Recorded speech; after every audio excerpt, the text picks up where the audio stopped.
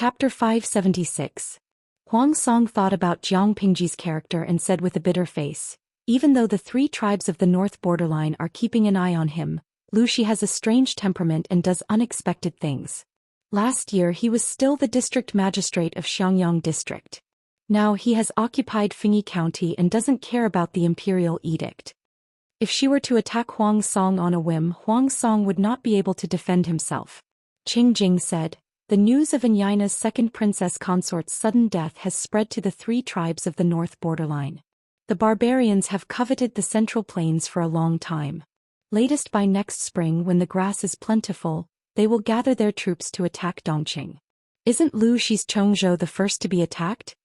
Lu Shi was inevitable when the three tribes of the north borderline attacked Dongqing. Now Chongzhou was probably already actively preparing for war against the cavalry of the three tribes of the north borderline. Why would they care about Huang Song? Lu Shi was Lu Shi's father.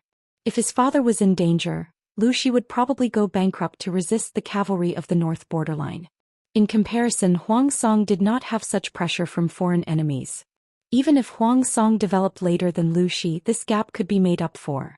Lu Shi and his son were tied down by the three tribes of the north borderline. Whether they won or lost, the price they would pay would not be small. Under such circumstances, it was still unknown who was stronger between Huang Song and Lu Shi.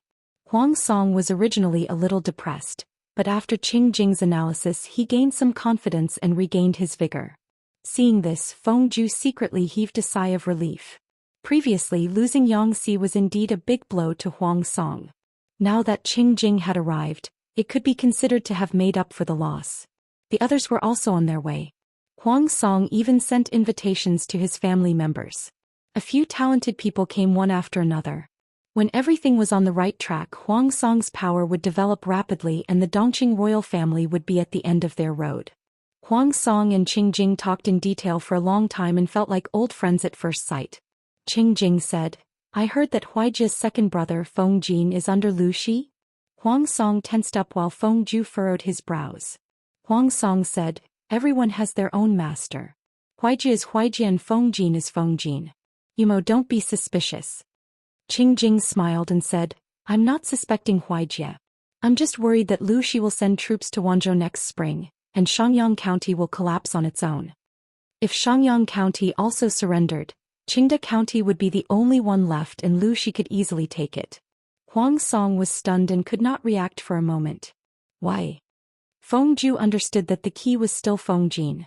Qing Jing explained, the Feng family's ancestral home is in Xiangyang County, which is now the Shangjing region.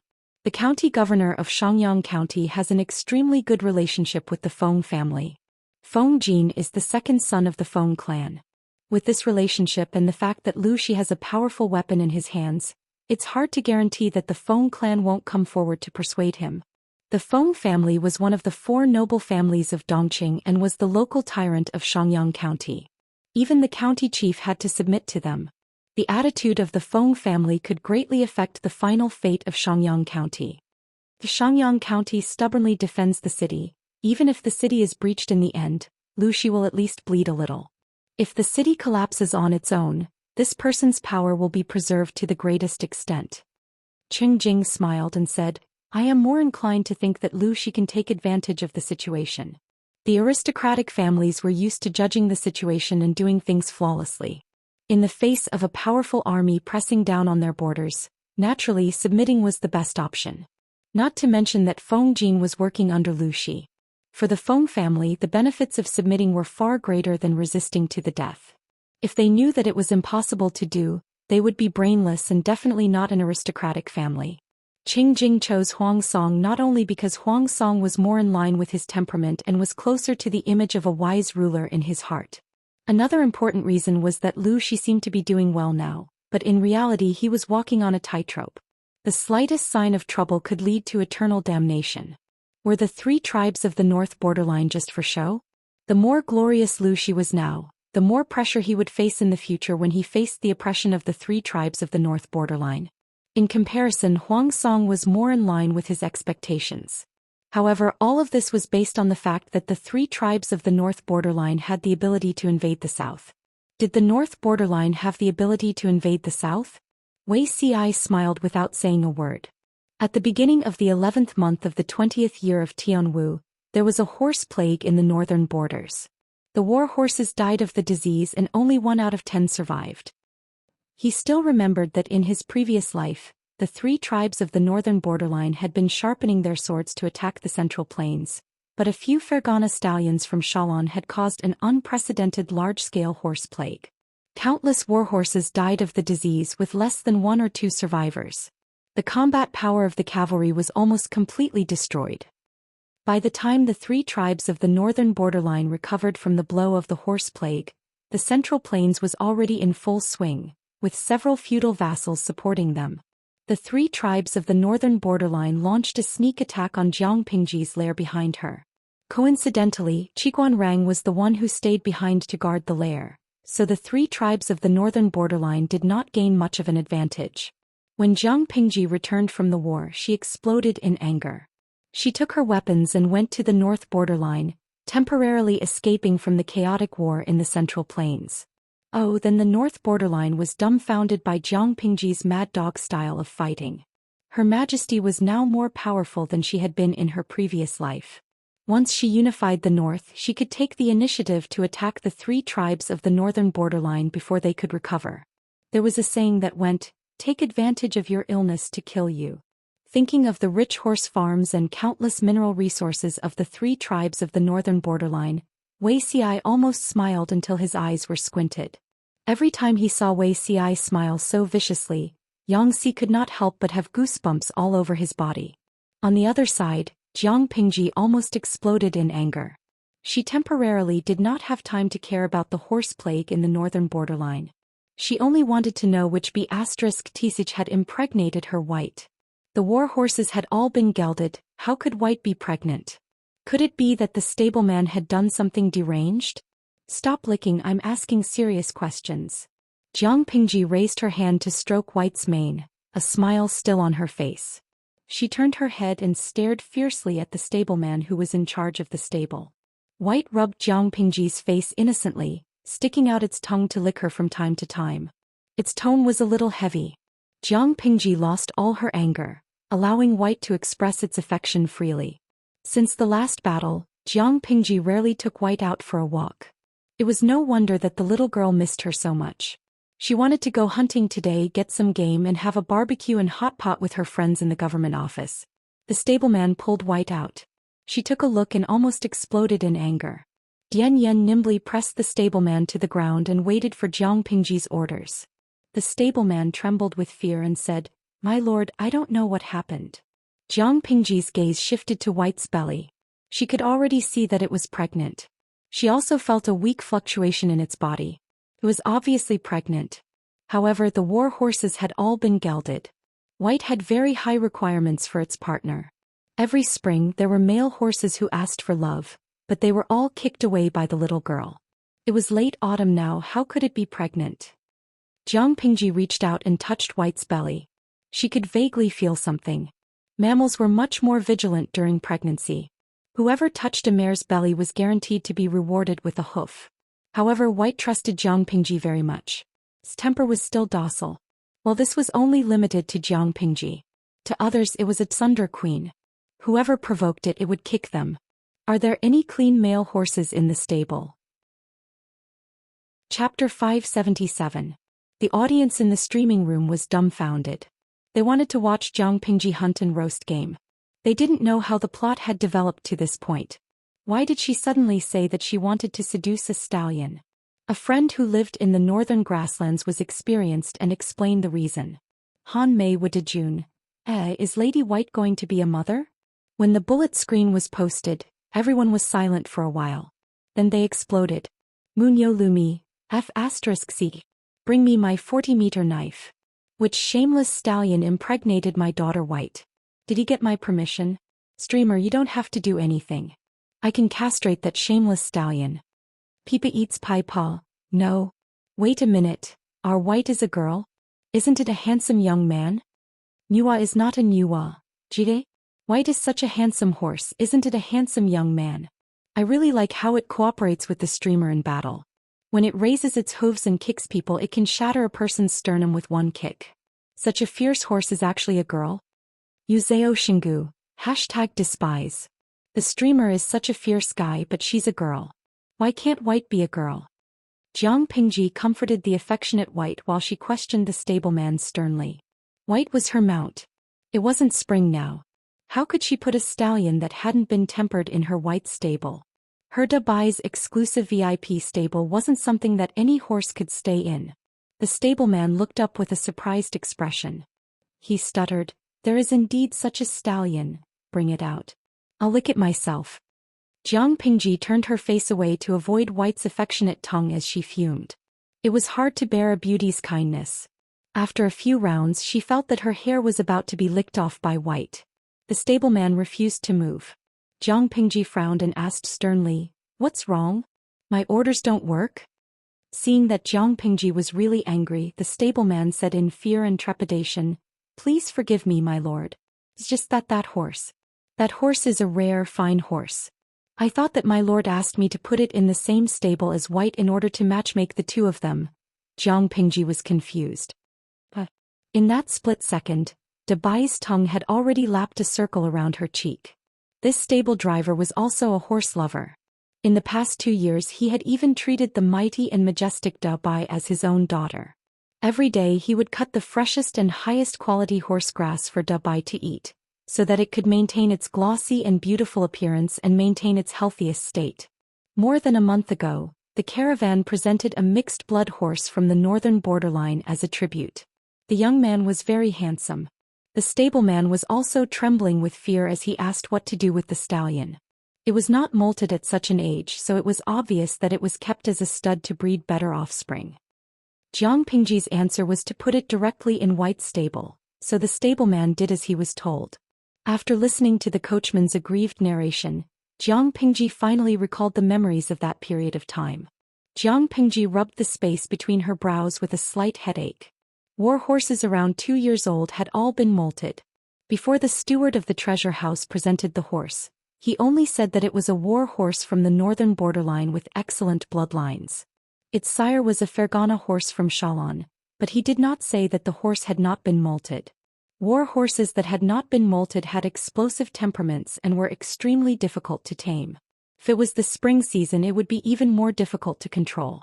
Jiang Pingji originally wanted to wait for Li Yun to return before giving him this good horse, but now it seemed that it was impossible. She was not sure how good Li Yun's horsemanship was, and she did not want him to take the risk to tame a wild and untamed horse. The stableman asked with trepidation, "My lord, do I still need to bring Little White over?" Little White. The corners of Jiang Pingji's mouth were slightly out of control. "Bring it over." The stableman did as he was told. When she saw the horse with the word "good" written on it from head to toe, Jiang Pingji finally understood why it was called Little White.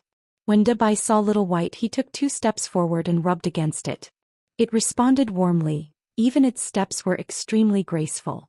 This horse really hasn't been molted? She had never seen such a graceful and obedient stallion. Little White's build was slightly more muscular than Dubai. Its fur was also snow white without a trace of other colors. Standing beside Dubai they looked like biological sisters. Seeing Dubai take the initiative she was momentarily speechless.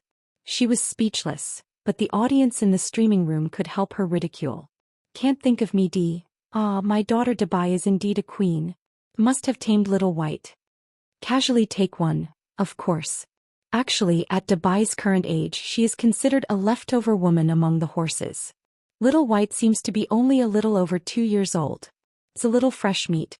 The baby of these two must have a very good bloodline. Streamer, please don't break them up. Still sound nice. Generally speaking, war horses in ancient times were molted. They were easy to tame and manage. They would keep the stallions with the best bloodline and in the best condition as stud horses to breed strong offspring. Although Little White is a little delicate, it is still the descendant of a Fergana horse and a war horse from the northern borderline. It may not be pure blood, but it is still the 2nd generation. Streamer, please don't bully it. Jiang Pingji frowned and asked the stableman how much a stallion from the horse farm in the northern borderline cost. The stableman did not know about the situation in the northern borderline, but he had heard about the price of a stallion from the Tsong Prefecture horse farm. A stallion with a good bloodline cost around 100,000 strings of coins. This was a good stallion found from outside. If it was a stallion from the farm, the price would definitely not be so expensive. Jiang Pingji was stunned for a moment. She glanced at Little White. The stallion seemed to be a little afraid of strangers. It shrunk behind Dabai. Jiang Pingji asked, "What about this one?" The stableman said, "I have inquired about it from the caravan. Little White seems to have been bought for 150,000 strings of coins." A stallion worth 150,000 strings of coins? Why does it look so scared and timid? Jiang Pingji took a deep breath and said, "Forget it. I won't do it." After a while she asked, "You have a lot of experience in raising horses. What do you think of Little White's body? Is it sick?" What stallion would be so shy and timid? It was as delicate as a lady from a noble family among horses. Her Dabai, on the other hand, looked like a domineering Sioux. Jiang Pingji was really a little worried about a horse from the northern borderline. However, she sensed that its body condition was very good. The stableman hurriedly said, "No, Little White's body condition is excellent." Jiang Pingji was silent for a moment, then she sneered and said, "I have never seen a war horse with such a timid temper."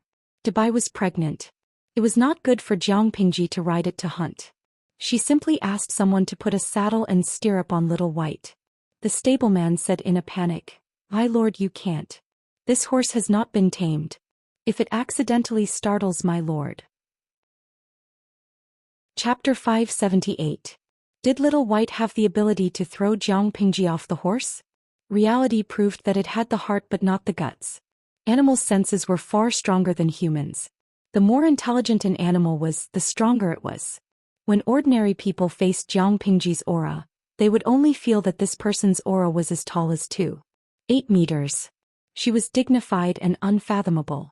But in the eyes of these animals, it was a naked threat, as if they had met their most terrifying natural enemy.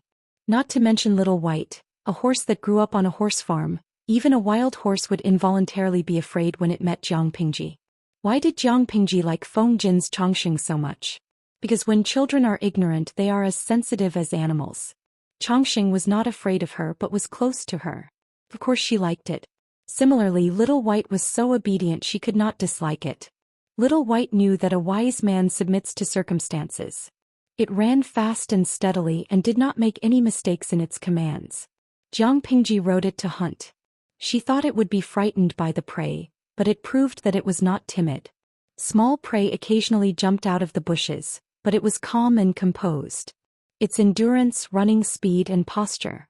All these qualities did not disappoint its bloodline. Jiang Pingji rode on Little White's back, holding White's reins in her hand. While hunting, she walked White to let it have some fresh air. It stayed in the stable all day and White was pregnant. If it did not go out to get some fresh air, who could control it if it got angry? After running one round, Little White's performance was satisfactory. Jiang Pingji allowed it to stay in the VIP stable of her White family. Jiang Pingji returned with a full load of prey. It was the season when the prey was plump and barbecued had a special taste. However, White is pregnant. Keep an eye on it. She instructed the stableman who took care of White. If Little White is restless, separate them. The stableman nodded and bowed, hurriedly agreeing. White was reluctantly led back to the stable by the stableman. Along the way it looked back 3 times, making Jiang Pingji feel extremely guilty. This was a small episode. Jiang Pingji told Li Yun and the rest about it as an interesting story.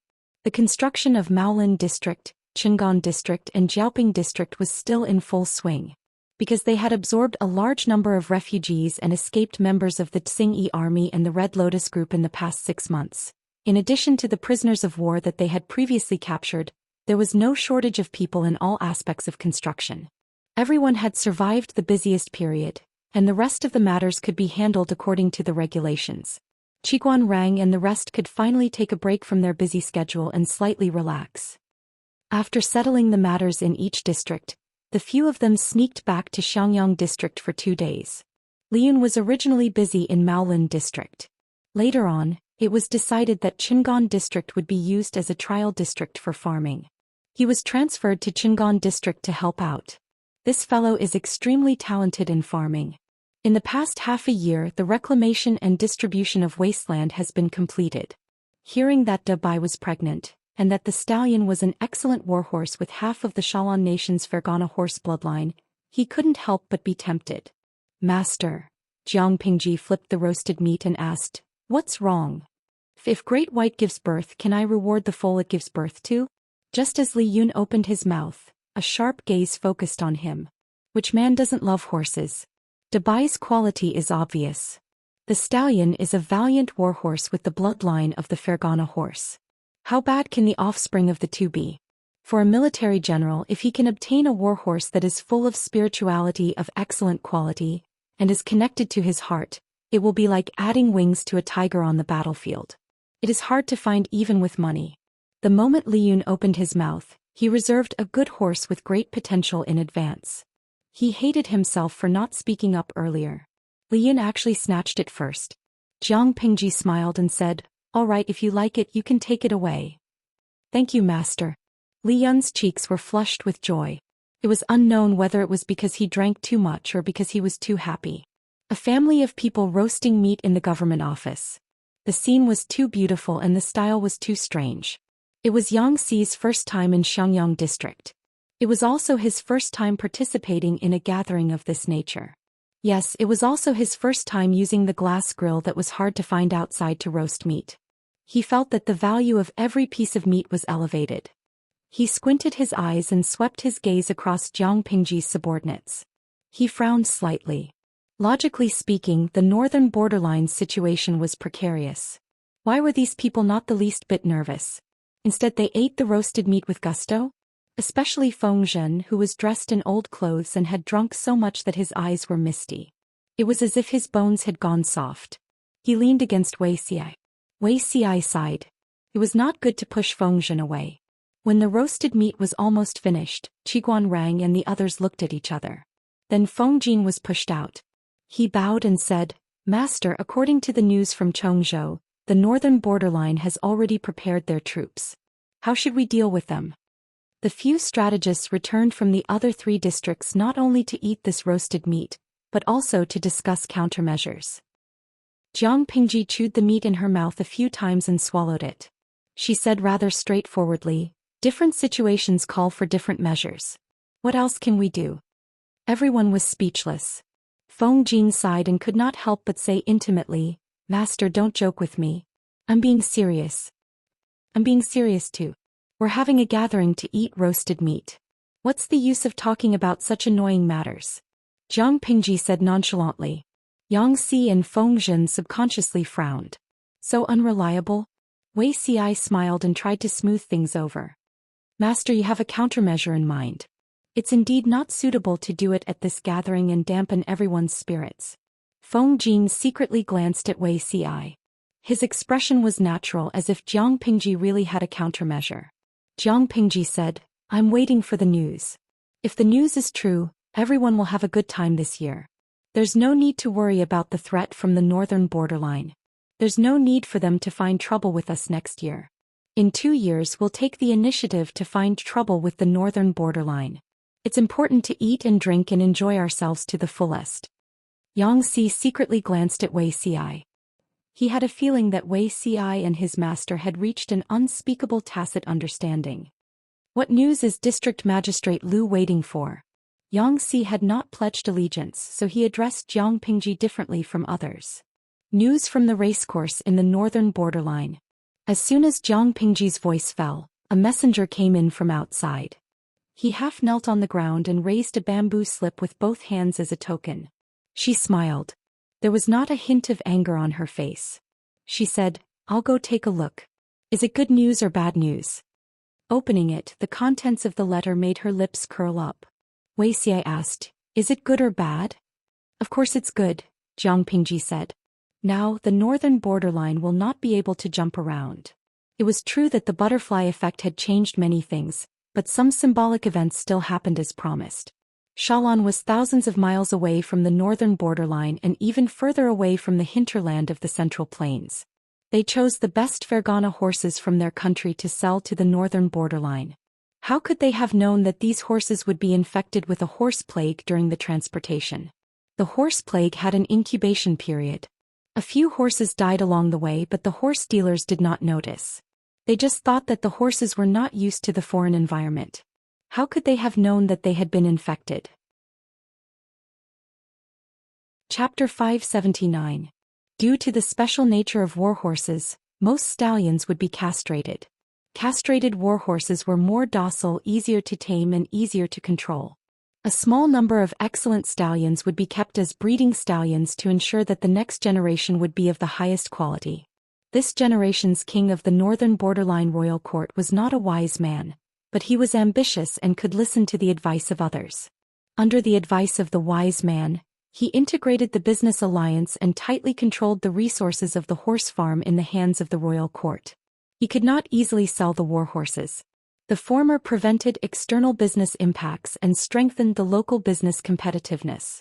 The latter increased the military strength of the northern border and the prestige and rule of the imperial court. In the past, as long as he had money, he could buy enough good warhorses from the northern borderline horse farm, but now he couldn't. In order to provide the warriors of the northern borderline with better warhorses and improve their overall combat effectiveness, the imperial court of the northern borderline would allocate a sum of money to purchase Fergana horses from Xialan every year. They would then rent these horses to the major horse farms, and the second-generation warhorses that were bred were not allowed to be sold. The three tribes of the northern borderline had always relied on cavalry as their main combat power. Relying on this method, their combat power skyrocketed. Before the fall of the Great Xia dynasty, the three tribes of the northern borderline treated the Great Xia dynasty as their suzerain while they themselves were their vassal states. They paid tribute to the Great Xia dynasty every year and called themselves their subjects. Now that the Xia kingdom was destroyed, the 9 states were divided into 5 countries. The 4 tribes of Nanman, which used to be a vassal state like the 3 tribes of the northern borderline, had destroyed the royal family of the Nanxing kingdom a year ago and occupied half of the Nanxing kingdom. From being a vassal state, they had turned the tables and occupied the territory of the sovereign state. This made the 3 tribes of the northern borderline much more confident and ambitious. If the barbarians of the 4 factions of Nanman could do it, why couldn't they, the 3 tribes of the northern borderline, do it? Dongqing failed to live up to expectations and was in constant civil strife. It was the best time for the northern borderline to send troops to the Central Plains and conquer the world. In order to cultivate more combat power, the royal court of the northern borderline purchased more Fergana horses from Xialan every year. In the beginning, he only used 1 or 2 horses to test the waters. Now there were more than 10 or 20 of them. He had planned to buy 35 of them this year. Unfortunately, the Fergana horses were delicate and some of them died on the way. Even so, the northern borderline still bought 19 Fergana horses and loaned them out according to the size of the farm. Then, according to the usual practice in previous years, the stud farm bred the stallions and mares. Because the management of the stud farm was excellent and the weather in the northern borderline was not bad, the mares were in heat all year round. The Fergana horses sent by Xialan were all around 4 years old, which was the golden age for breeding. The Fergana horses rented by the northern borderline imperial court had a time limit, and the horse farm did not dare to waste time. This was the busiest time of the year for the stud farm. Of course, the ones who were busy were the slaves who took care of the horses. There was only a very small amount of time that they could take a break from their busy schedule. 3 to 5 slaves gathered together and whispered, "Don't you think it's strange? Why do these Fergana horses feel particularly dull this year?" Another slave said, "It's because they're not used to the climate. Besides, they've always been sent in spring or summer in the past. This year they're late, so naturally they won't be as strong." That's true. It was not easy to be a stud horse. There were hundreds and thousands of mares that were of the right age to be pregnant, but the stud farm was only allocated 1 or 2 Fergana horses. About half a month later, the slaves taking care of the Fergana horses were horrified to find that one of the horses had fallen to the ground without warning. They called the veterinarian, and only then did they discover that the horse was seriously ill. It was fine before, how could it? The slaves were so anxious that they broke out in a cold sweat and their teeth chattered in fear. As slaves of the stud farm, their value was not even as important as the mane of a Fergana horse when they were tied up in a bundle.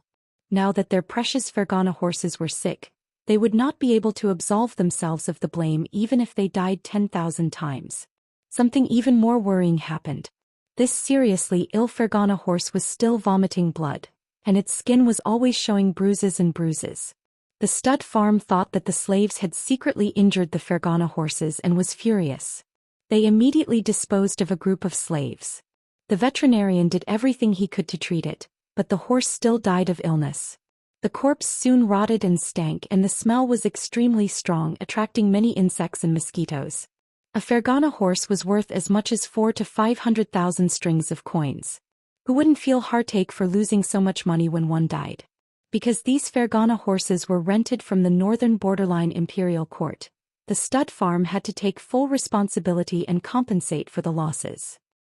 In the end, none of the slaves taking care of the Fergana horses could escape. They were all brutally killed and buried with the horses. The 3 tribes of the northern borderline had the custom of sky burial.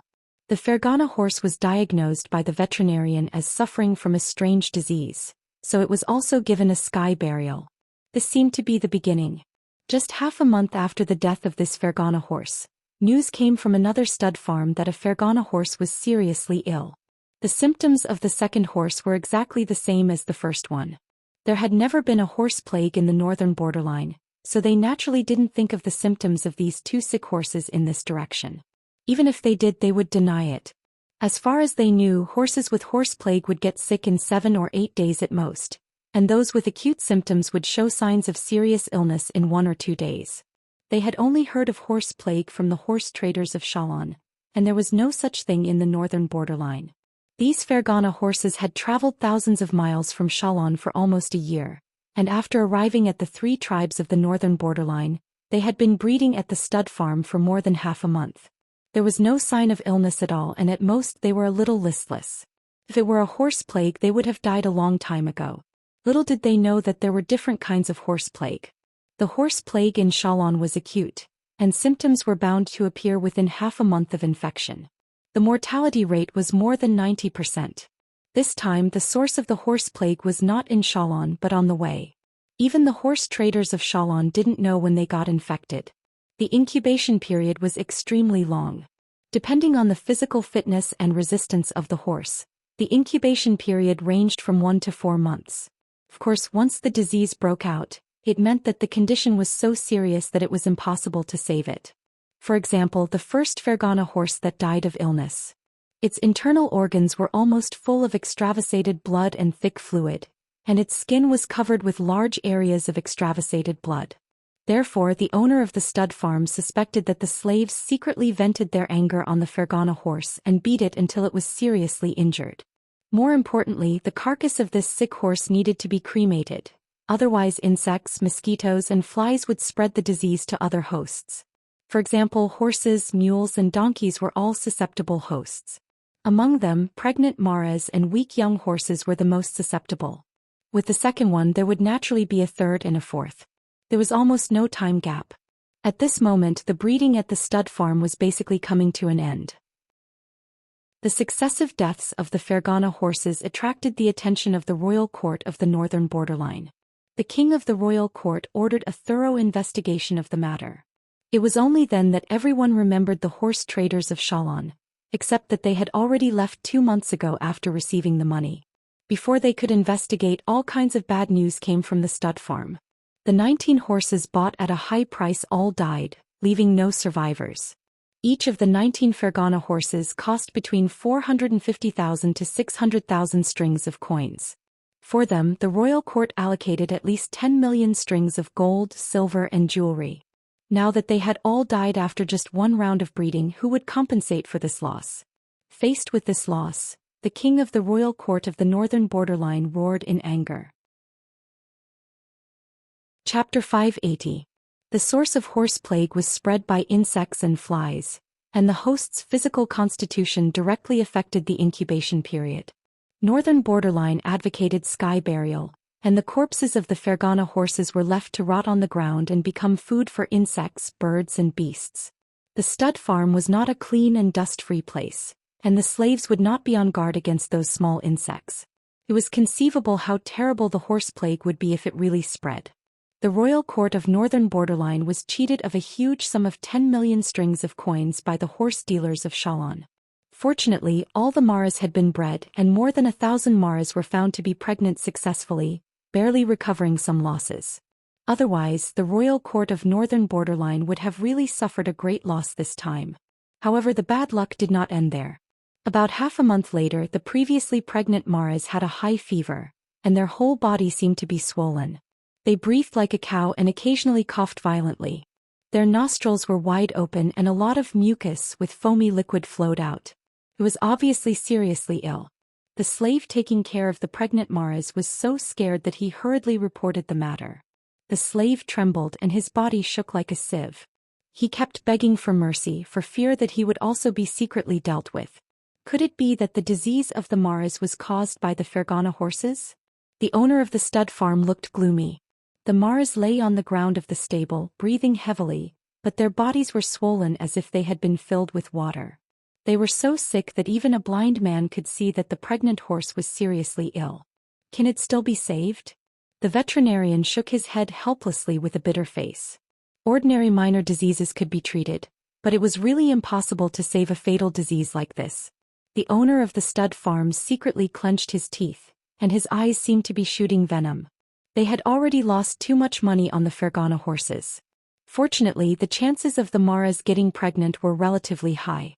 If they could successfully give birth, the losses on the northern borderline would be even. After breeding and breeding for 3 to 5 years and training them into powerful war horses, they would be able to recoup their previous losses. What about now? The pregnant Maras that had been carefully taken care of like gold were sick, and the condition was so serious that even the veterinarian could not save them.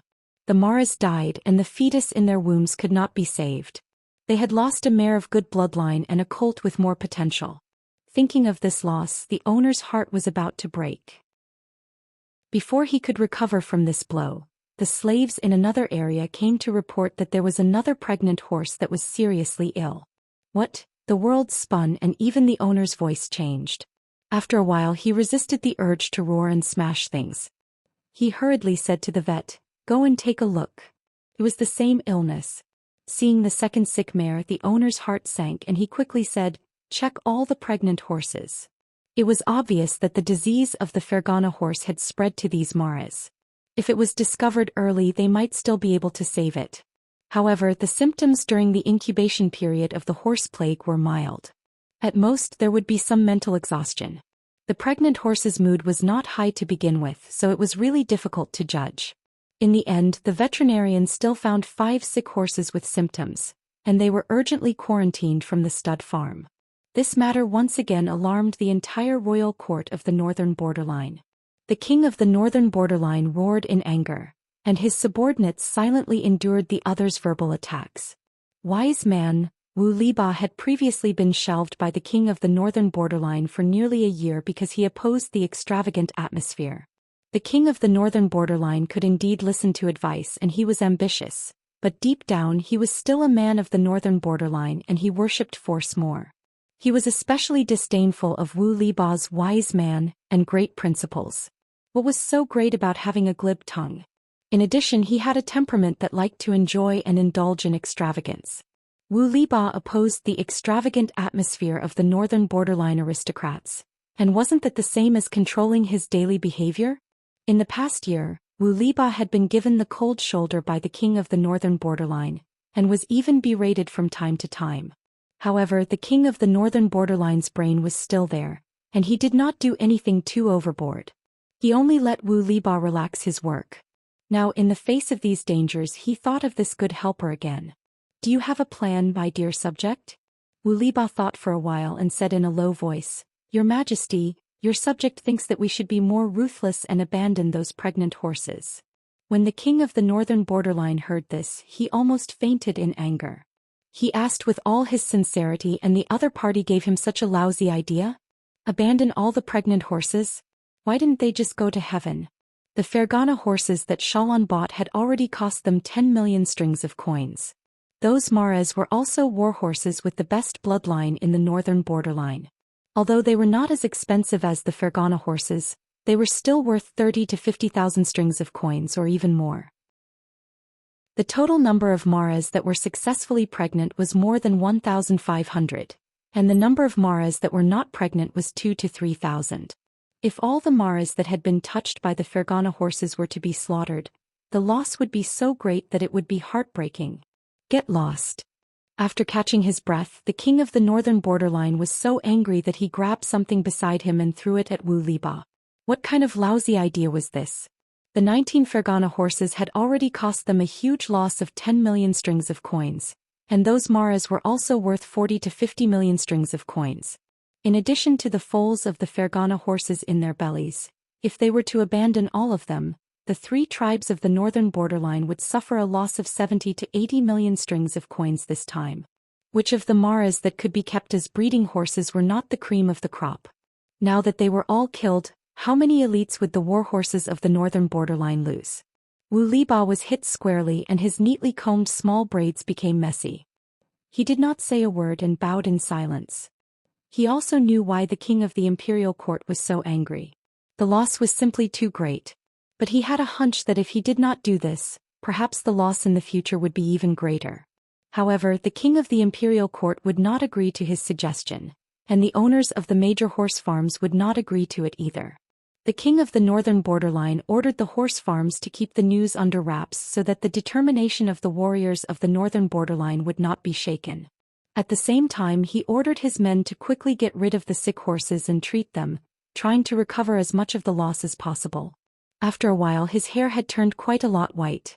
However, the insects and flies that had been feeding on the corpses of the sick horses had already spread, and it would be difficult to suppress them again. Among the sick horses, 9 out of 10 died of illness and the remaining 1 survived, but the foal in its belly had also died in its belly. The bad news was far from over.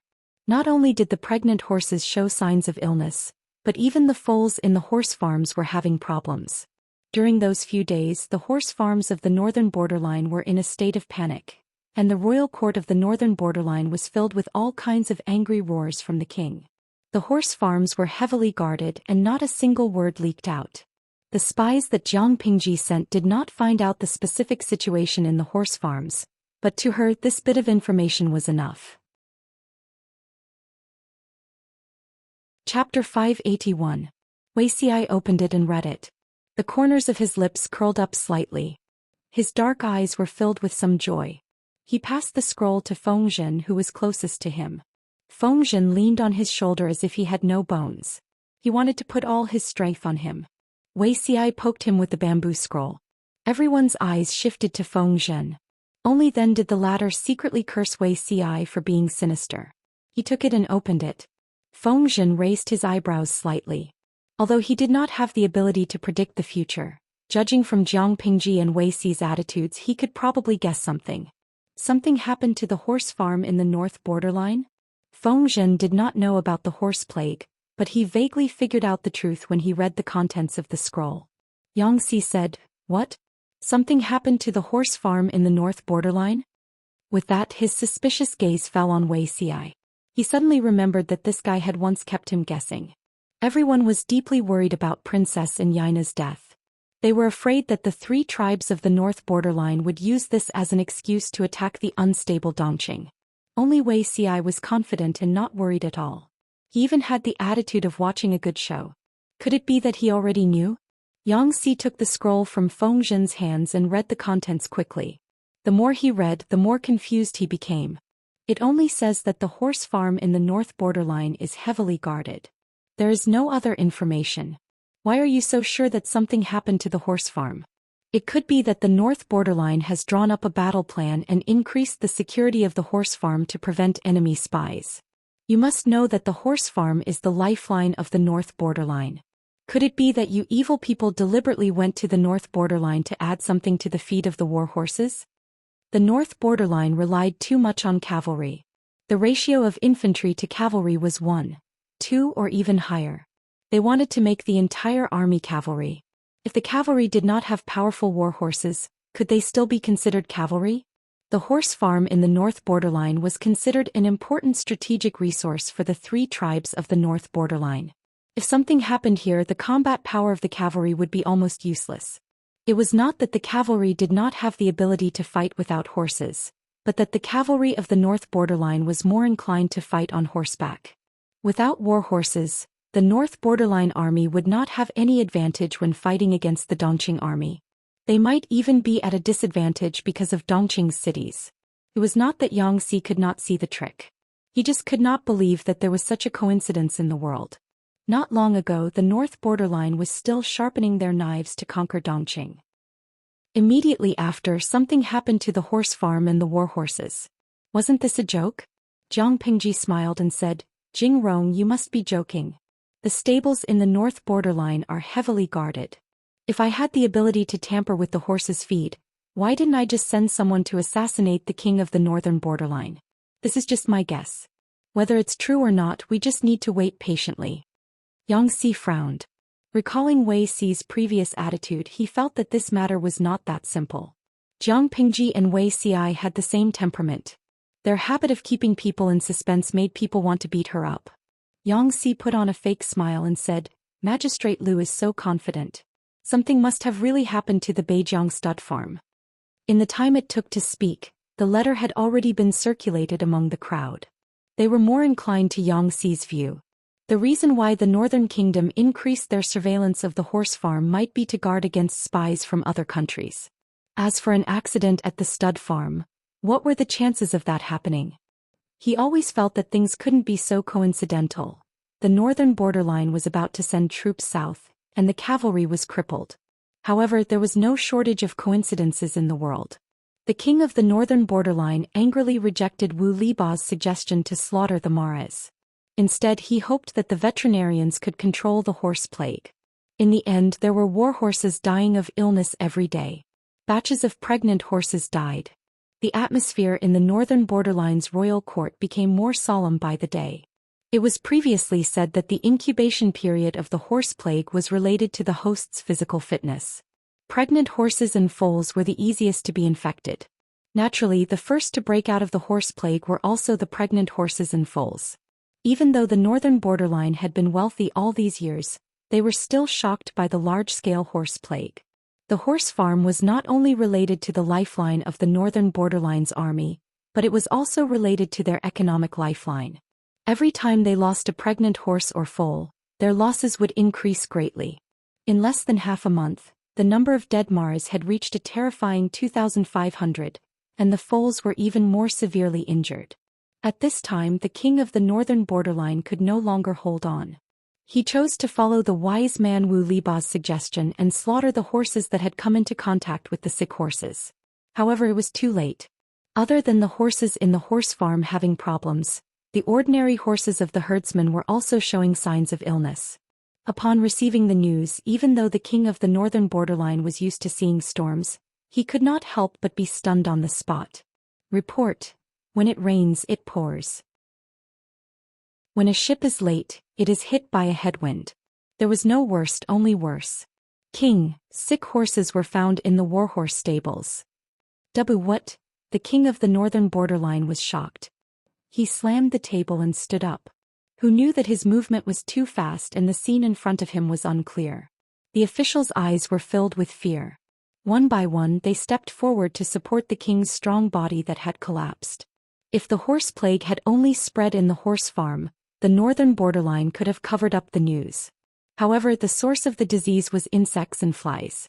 The people did not notice that these small things carried the source of the horse plague. How could they prevent it? When the herding horses of ordinary farmers also discovered the same illness, the news could no longer be hidden. Chongzhou and the northern borderline shared a border. Luxi was the first to receive the news. War horses dying in large numbers? Luxi was so shocked that he could not speak. The secret agent said, "Yes, this news can no longer be hidden. The number of war horses dying from the disease is increasing every day. It is said that the sick war horses often die from the disease. The mortality rate is extremely high. My lord, there are many war horses in Chongzhou. Should we take precautions?" If the horse plague was allowed to spread to Chongzhou, they would not even have the strength to cry. The northern borderline occupied the horse farms with abundant grass and bred countless war horses.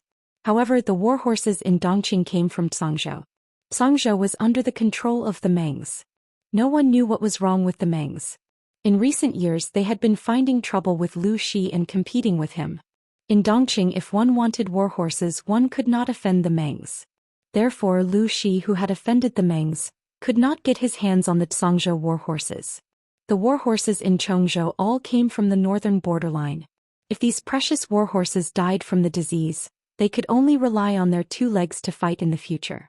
Lushi deliberated and said, "Of course, we must not let the sick horses enter the country. This matter, send a secret letter to inform Lanting."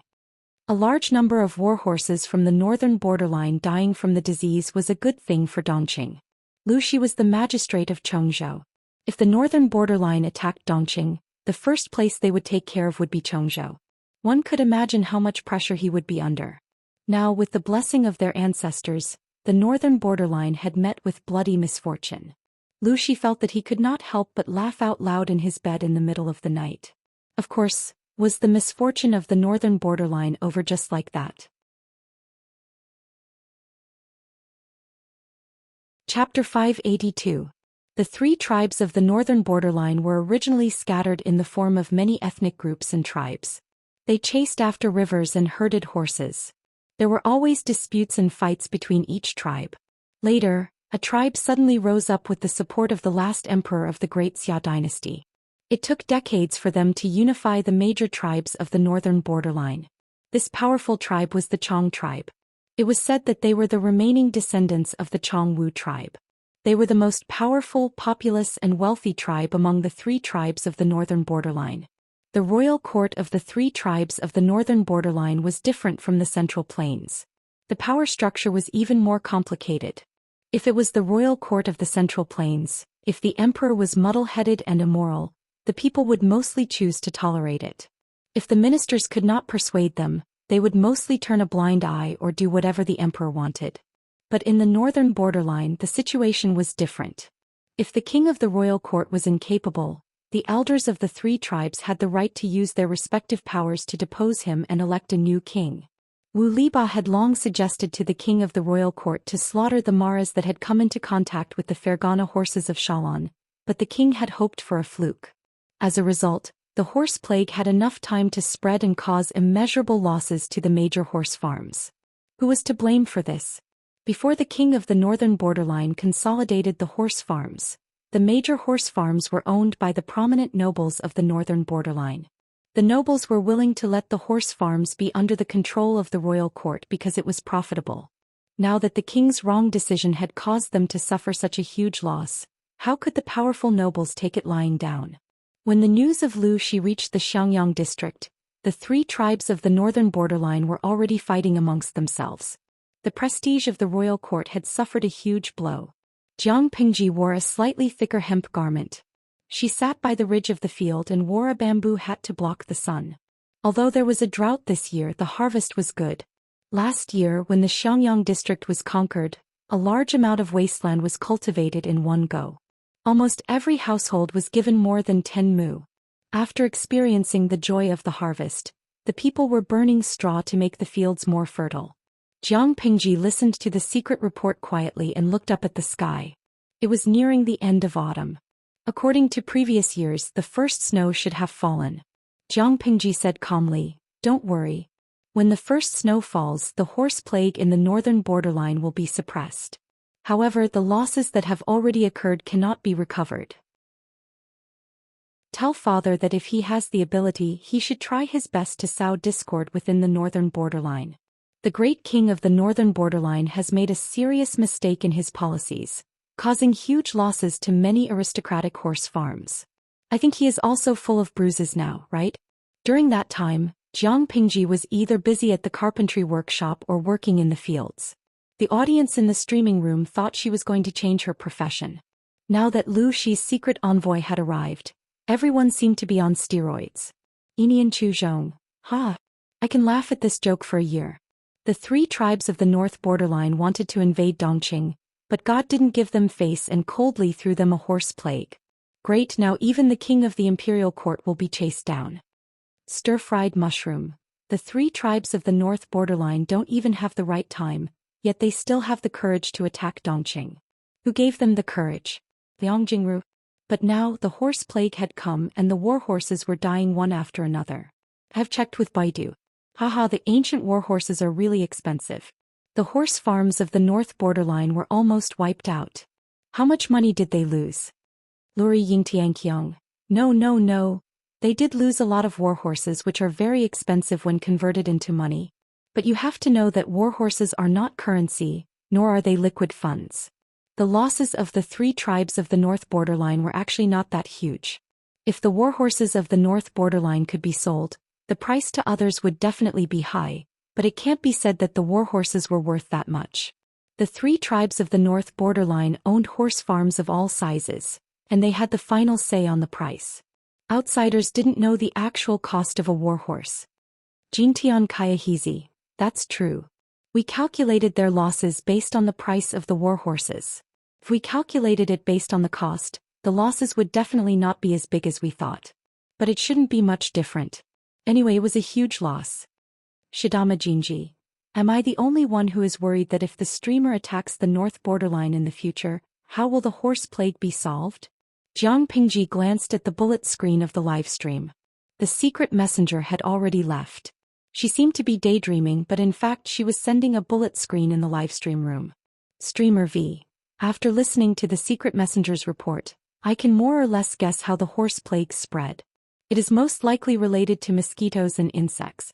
The source of the horse plague came from near Shalan. The climate there was humid and hot. There was no frost or snow in 4 seasons, and it was mostly spring or summer. If mosquitoes and insects were the source of transmission, then when the weather turned completely cold and snow covered the earth, the horse plague would naturally be suppressed. There were only a few ways for the source of transmission. After Jiang Pingji ruled out all the ways of transmission, she targeted the mosquitoes and insects that were more common on the grasslands. Although there was no conclusive evidence for this guess, she trusted her own judgment more. If it was airborne, even if the source of the disease had a very long incubation period, the horse plague would be concentrated in a few days and spread throughout the grasslands of the North Borderline. The results proved that this was not the case. The horse plague spread in all directions in the form of radiation infection. The speed of transmission was not fast, but it was not slow either.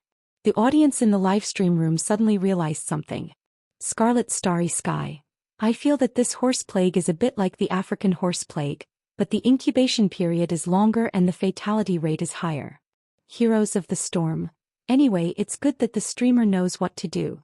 We'd better watch the show quietly. At that moment, an audience member suddenly raised a question. Nuanling. I suddenly thought of something. Little White also came from the North Borderline. Could there be a source of the horse plague? Everyone was anxious at the thought of such a handsome and well-behaved star horse suddenly dying. Streamer V. Little White is in good condition. It's fine.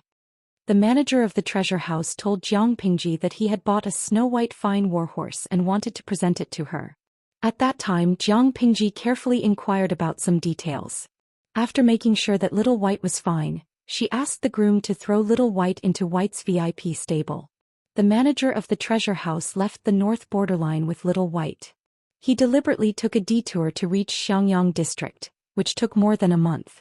If Little White was sick, he would have died on the way. How could he reach Xiangyang district safely? There were burning straws everywhere in the fields. Jiang Pingji got up and put on her wooden clogs. At that moment, Li Yun also returned from his patrol. There was a simple smile on his face, which attracted the attention of many young ladies. My lord. Jiang Pingji nodded, indicating that it was time to leave. Li Yun was so happy that he showed his white teeth. I thought there would be no harvest due to the drought this year. I didn't expect it to be a year with a small bumper harvest. He checked the harvesting situation of each household's fields. The food was enough to feed the people of Fengyi County. Chapter 583. It's a small harvest. We should go back and celebrate. The way to celebrate was nothing more than gathering to eat barbecued meat or hot pot. The guest house had already opened branches in the other 3 counties, but the people there had just settled down and business was slow. The guest house in Xiangyang district was full. The weather was getting colder by the day, so the guest house launched a hot pot and barbecue series that was very popular. The people only cared about food, clothing for dishes and soup, but Jiang Pingji and the others had to consider more far-reaching things. For example, how should they conquer Wanzhou next year? Wanzhou consisted of Fengyi County, Qingde County and Xiangyang County. All 4 counties of Fengyi County were in Jiang Pingji's hands. The imperial court could not protect itself and had no time to care about the north. The chief of Fengyi County had been rebuked by Jiang Pingji. He did not have the guts to ask her for Fengyi County. Qingda County was in the hands of the Red Lotus Group, but after the drought and summer, the situation there was also precarious. No matter how good the Red Lotus Group was at brainwashing, they could not stop the increasing number of refugees. The population loss in Fengyi County was extremely serious. Finally, there was Xianxia County. Speaking of Xianxia County, Feng Jin had to be mentioned because he was from there. Xiangjing used to be a part of Xianxia County. Before Dongqing established its capital, Xiangjing also belonged to Xianxia County. Later, Dongqing moved its capital to Qinzhou, so Xiangjing naturally belonged to Xianxia County again. After experiencing the earthquake last summer, the north suffered heavy losses and was continuously ravaged by the Tsingyi army and the Red Lotus Group. It was not an exaggeration to say that it was a living hell with starving people everywhere. The roadside was littered with bones and it was unbearable to look at them. Qingda County is controlled by the Red Lotus Group. Xianxia County has yet to fall into the hands of any party. After all, the Feng family was one of the 4 noble families of Dongqing. Naturally, they had troops. They did not have many people, but there were 3,000 to 4,000 of them. Their combat power was considerable. Coupled with their local reputation, when the Tsingyi army and the Red Lotus Group were plundering everywhere, the Feng family had already thought of ways to mobilize the people to defend the city. They had money, food, and resources. The Tsingyi army and the Red Lotus Group did not see eye to eye. They held each other back. In the end, none of them had a way to conquer Xianxia County. Now, although the people in Xianxia County were living hard, their situation was much better than the refugees outside. Yang Si glanced at Feng Jin and said, "Is my lord planning to attack Xianxia County?" After he finished speaking, Feng Jin's brows furrowed imperceptibly as if he disagreed. Jiang Pingji said, "Let's use peaceful means before resorting to force. We have to take it down eventually." Peaceful measures before resorting to violence? This was really strange. Didn't His Majesty like to go to war at the slightest disagreement? Wei Xi was also in a meeting at the government office. He glanced at Feng Jin. Jiang Pingji was willing to use peaceful means before resorting to force, mostly because she considered Feng Jin's feelings. Feng Jin looked at Feng Jin with a faint smile and asked Jiang Pingji, "I wonder if my lord has a suitable candidate in mind?" Without waiting for Jiang Pingji to speak, Feng Jin stepped forward and said, "Jin is willing to go to Xianxia County." Jiang Pingji nodded in agreement. There was indeed no one more suitable than Feng Jin for this matter. If they could take down Xianxia County without fighting, that would be for the best. But if they couldn't get through talking, then they could only resort to violence. Her goal was Xianxia County and she was determined to get it.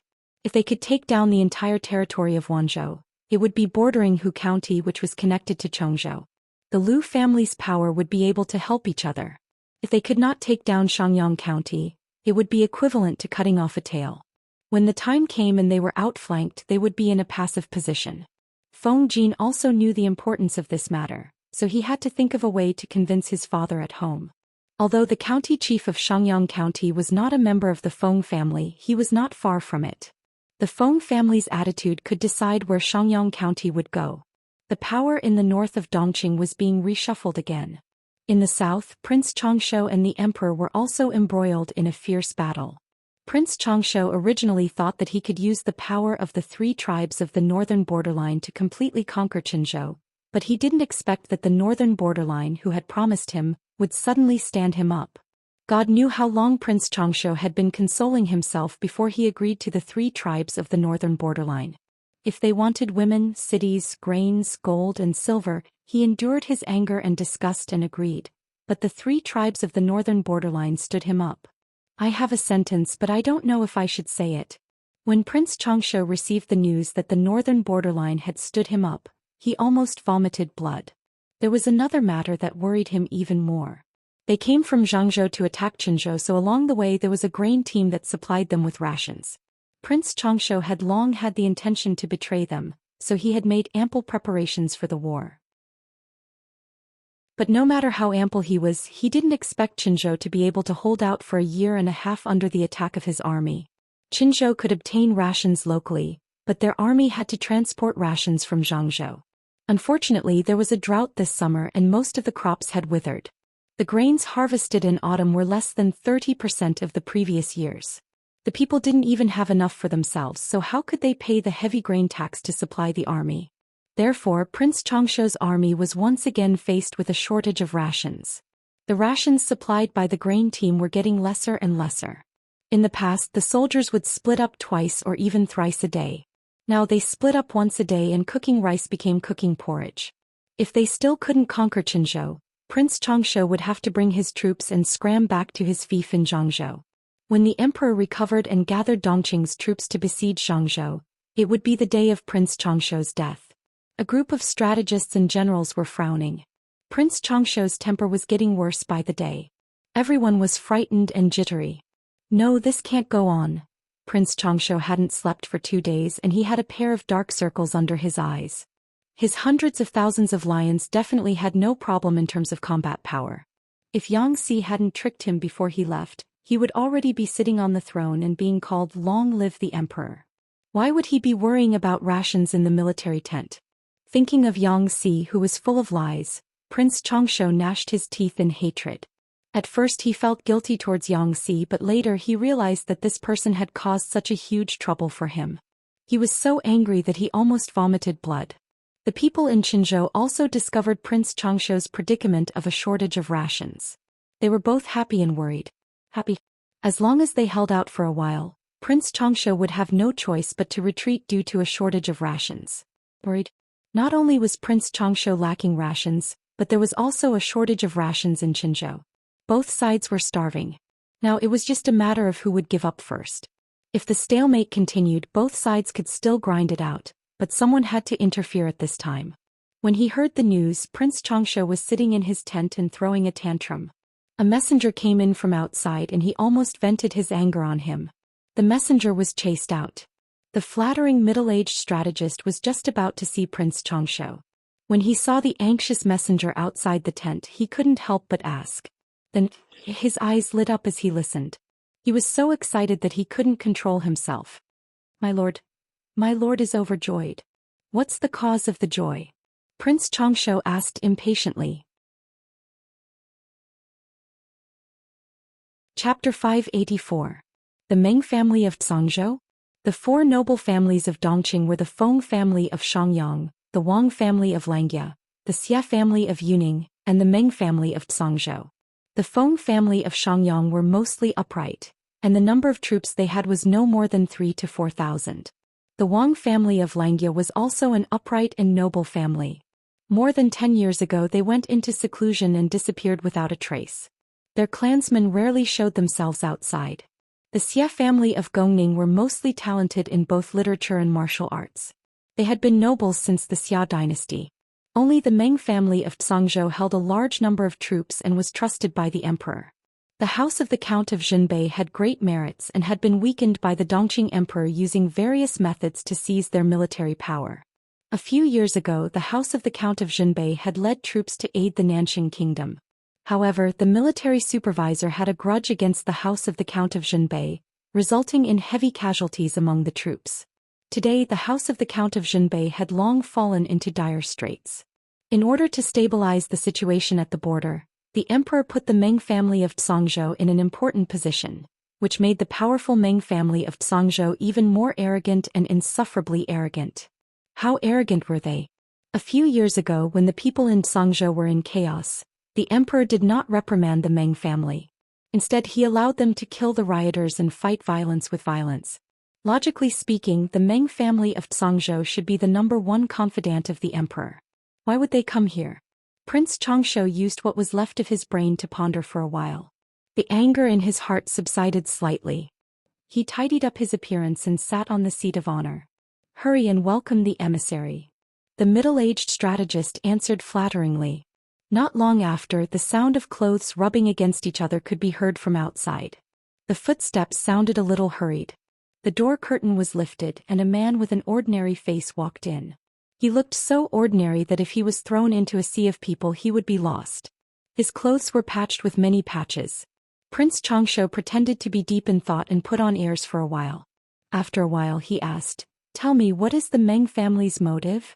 As the saying goes, those who walk different paths cannot make plans together. After Prince Xianxia was tricked by Xianxia, he would no longer easily believe the words of scholars. The Mengs of Xianxia were the confidants of the Emperor of Dongqing. All the children in Dongqing knew about this. Would Prince Xianxia believe that the Meng family of Xianxia suddenly betrayed them? The Meng family's messenger bowed respectfully and said in a hoarse voice, "Your Highness, as the saying goes, an honest man does not resort to insinuations. I will not deliberately keep you in suspense. My master wishes to discuss the world affairs with Prince. I wonder if Prince is interested in sitting down and having a detailed discussion?" Prince Xianxia's heart skipped a beat and a mocking look appeared on his face. Why were there always people in the world who treated him like a fool and deceived him? He said harshly, "Who in this world doesn't know that your master is my good second brother's loyal dog? Who would believe your words?" The Meng family's emissary's expression changed drastically. Nowadays, the aristocratic families were powerful. Even if the four noble families retired one after another, the entire political situation of Dongqing was still in the hands of the aristocratic families. The emperor and the royal family were more like puppets in the hands of the aristocratic families. Not only did Prince Xianxia not treat him with courtesy, but he also called the Meng family the emperor's lackeys. It was infuriating. However, the Meng's emissary was here on a mission. Naturally, he would not fall out with them easily. His heart sank and he said, "As the saying goes, a fine bird chooses a tree to nest in, and a virtuous minister chooses a master to serve. My master wants to discuss important matters with your highness, so he naturally thinks highly of you. The emperor is muddle-headed. Now, the northern borderline is watching covetously from the outside, and there are traitors inside who are causing trouble for the people. Instead of making progress, he indulges in sensual pleasures, killing loyal ministers, virtuous ministers and good ministers, and allowing traitors to control the court. Such a muddle-headed person is definitely not the emperor." Prince Xianxia sat at the seat of honor and listened. At first he was a little careless, but as the Meng's emissary continued, he gradually became moved. Could it be that the Mengs of Xianxia were really planning to abandon darkness for light and help him ascend the throne? But why would the Mengs help him? It must be because he had something to gain from an aristocratic family that pursued fame and wealth. What Prince Xianxia could give to the Mengs could the Emperor of Dongqing not.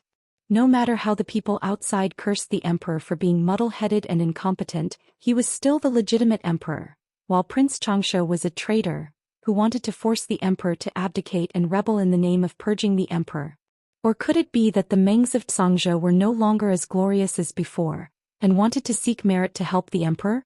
Prince Xianxia's eyes flickered and he was faintly moved. A straightforward person doesn't resort to insinuations. Your master isn't someone who likes to suffer losses. What benefits does he get by helping me overthrow the Emperor? Merit to help the Emperor? No matter how great the merit was, could it help the Mengs of Xianxia advance? The god of war Meng Jing was the ancestor of the Mengs. He paved the way for his descendants, allowing the Mengs to flourish until today. What kind of place was the stud farm that bred war horses? It was a national treasure, but the emperor had handed the stud farm of Dongqing, Tongzhou, to the Mengs. What kind of trust was that? What kind of glory was that? Even if the Mengs had merit to help the emperor, they couldn't advance further, unless Prince Xianxia gave up the throne that he was about to obtain. Thinking of this, the joy in Prince Xianxia's heart vanished, and he became even more vigilant against the emissary of the Mengs. The emissary of the Mengs said, "My master doesn't have any evil intentions. He just wants to help your highness get back what belongs to you. Of course, if you're willing to give the heads of the Lus to my master after this is done, that would be the best." Prince Xianxia was shocked. The heads of the Lus. The Mengs of Xianxia had turned to him, and their ultimate goal was to destroy the Lus? Did the Mengs and the Lus have a deep grudge against each other? The emissary said arrogantly, "It is the Lus of Hejian." Prince Xianxia's heart was pounding and he asked, "The Lus of Hejian? Do you mean the Lus of Chongzhou's magistrate Lu Shi?" The emissary asked in return, "Other than the Lus in Hejian, are there any other branches?" Looked like they were targeting Lu Shi and the others. Prince Xianxia's heart settled and he asked in confusion, "Your master is willing to help me because of the heads of the Lus? What did the Lus do to the Mengs of Zhou that they had such a deep grudge against each other? Of course. The emissary maintained his arrogance. If your highness doesn't believe me, you can pretend that this discussion never happened. In order to defend Xianxia, the emperor of Dongqing borrowed troops from the Mengs of Zhou and issued 19 edicts. The leader of the Mengs, Meng Zhan, agreed to send troops and transfer military power, but he had a condition. After defeating Prince Xianxia, the imperial family had to pay with the heads of the Lus. Unfortunately, the emperor had an influential imperial noble consort Huijun by his side. The emperor tricked the Mengs' 20,000 troops into coming over, but he was vague about the Mengs' request. Meng Zhan then sent the emissary to make a deal with Prince Xianxia. Prince Xianxia's intuition told him that this was an opportunity for him to get close to the throne. However, he still wanted to know the grudge between the Mengs and the Lus. Only by understanding this could he judge the sincerity of the Mengs. It was a pity that the emissary refused to say anything. He was like a gourd with its mouth cut off and his lips were tightly sealed. Prince Xianxia could only agree on the surface to calm the emissary, and secretly send his subordinates to investigate the grudge between the two clans. Chapter 585. The Mengs and the Lus didn't have a grudge? Of course there was, and it was an irreconcilable grudge. When Meng Liang died, Meng Zhan saw him die. He vomited blood several times. After the funeral he fell ill and was bedridden. When he finally recovered he felt that Meng Liang's death was very strange. He knew Meng Hun very well. Even though he was promoted to the county military officer of Meng County, Meng Hun never changed. He was honest and didn't have the ability to set up a trap, not to mention provoking him several times with the word bitch in his words. Not only that, but the ambush also required a lot of manpower. When Meng Hun escaped from Meng County he brought a lot of people with him, but they were all defeated soldiers. Along the way some died and some were injured. How could they have the ability to annihilate the elites of the Meng family? When Meng Zhan was recuperating he thought it was not that simple. There must be a mastermind behind Meng Hun.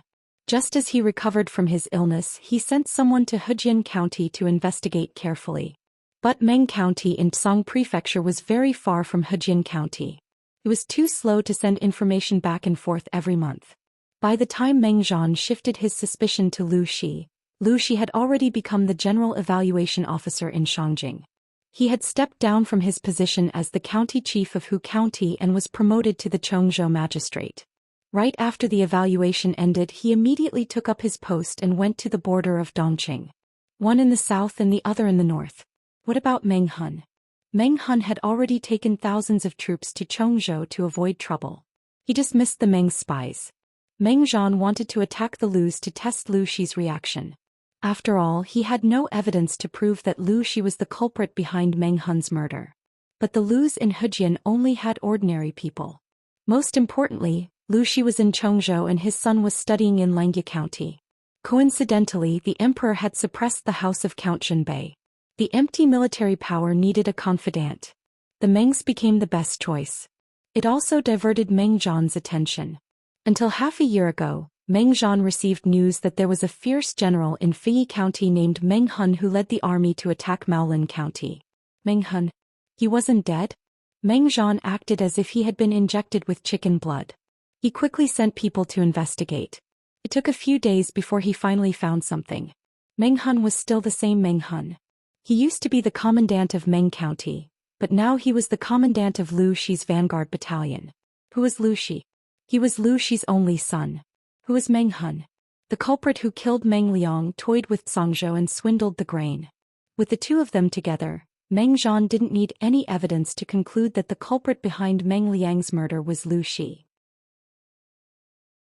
It had been 4 or 5 years and he could not forget his son's murder. Whenever he thought of his precious son being bled to death and his corpse lying in a cold coffin, he could not let go of his hatred. Although he and Lu Xi had an affair, how could he be so cruel as to kill Meng Liang? Meng Liang was as important to Meng Zhan as Lu Xi was to Lu Xi. The hatred of his son's murder was absolutely irreconcilable. Meng Zhan originally wanted to stay away from the war between the emperor and Prince Xianxia, but now he wanted to get involved. He wanted to use this as a bargaining chip to help one side win the war. Then he could attack Lu Shi's entire family, who knew that the emperor would secretly be bewitched by the concubine even though he had promised. Meng Zhan had no choice but to change his target. He gave up on the emperor and turned to work with Prince Xianxia. Lu Shi killed his son, so he wanted to destroy the entire Lu family. The innocent Lu Shi took the blame for Jiang Pingji. But the Mengs were not the only ones who were harmed by Jiang Pingji. Far away in the northern borderline, another storm was brewing. The king of the imperial court was the king of the northern borderline.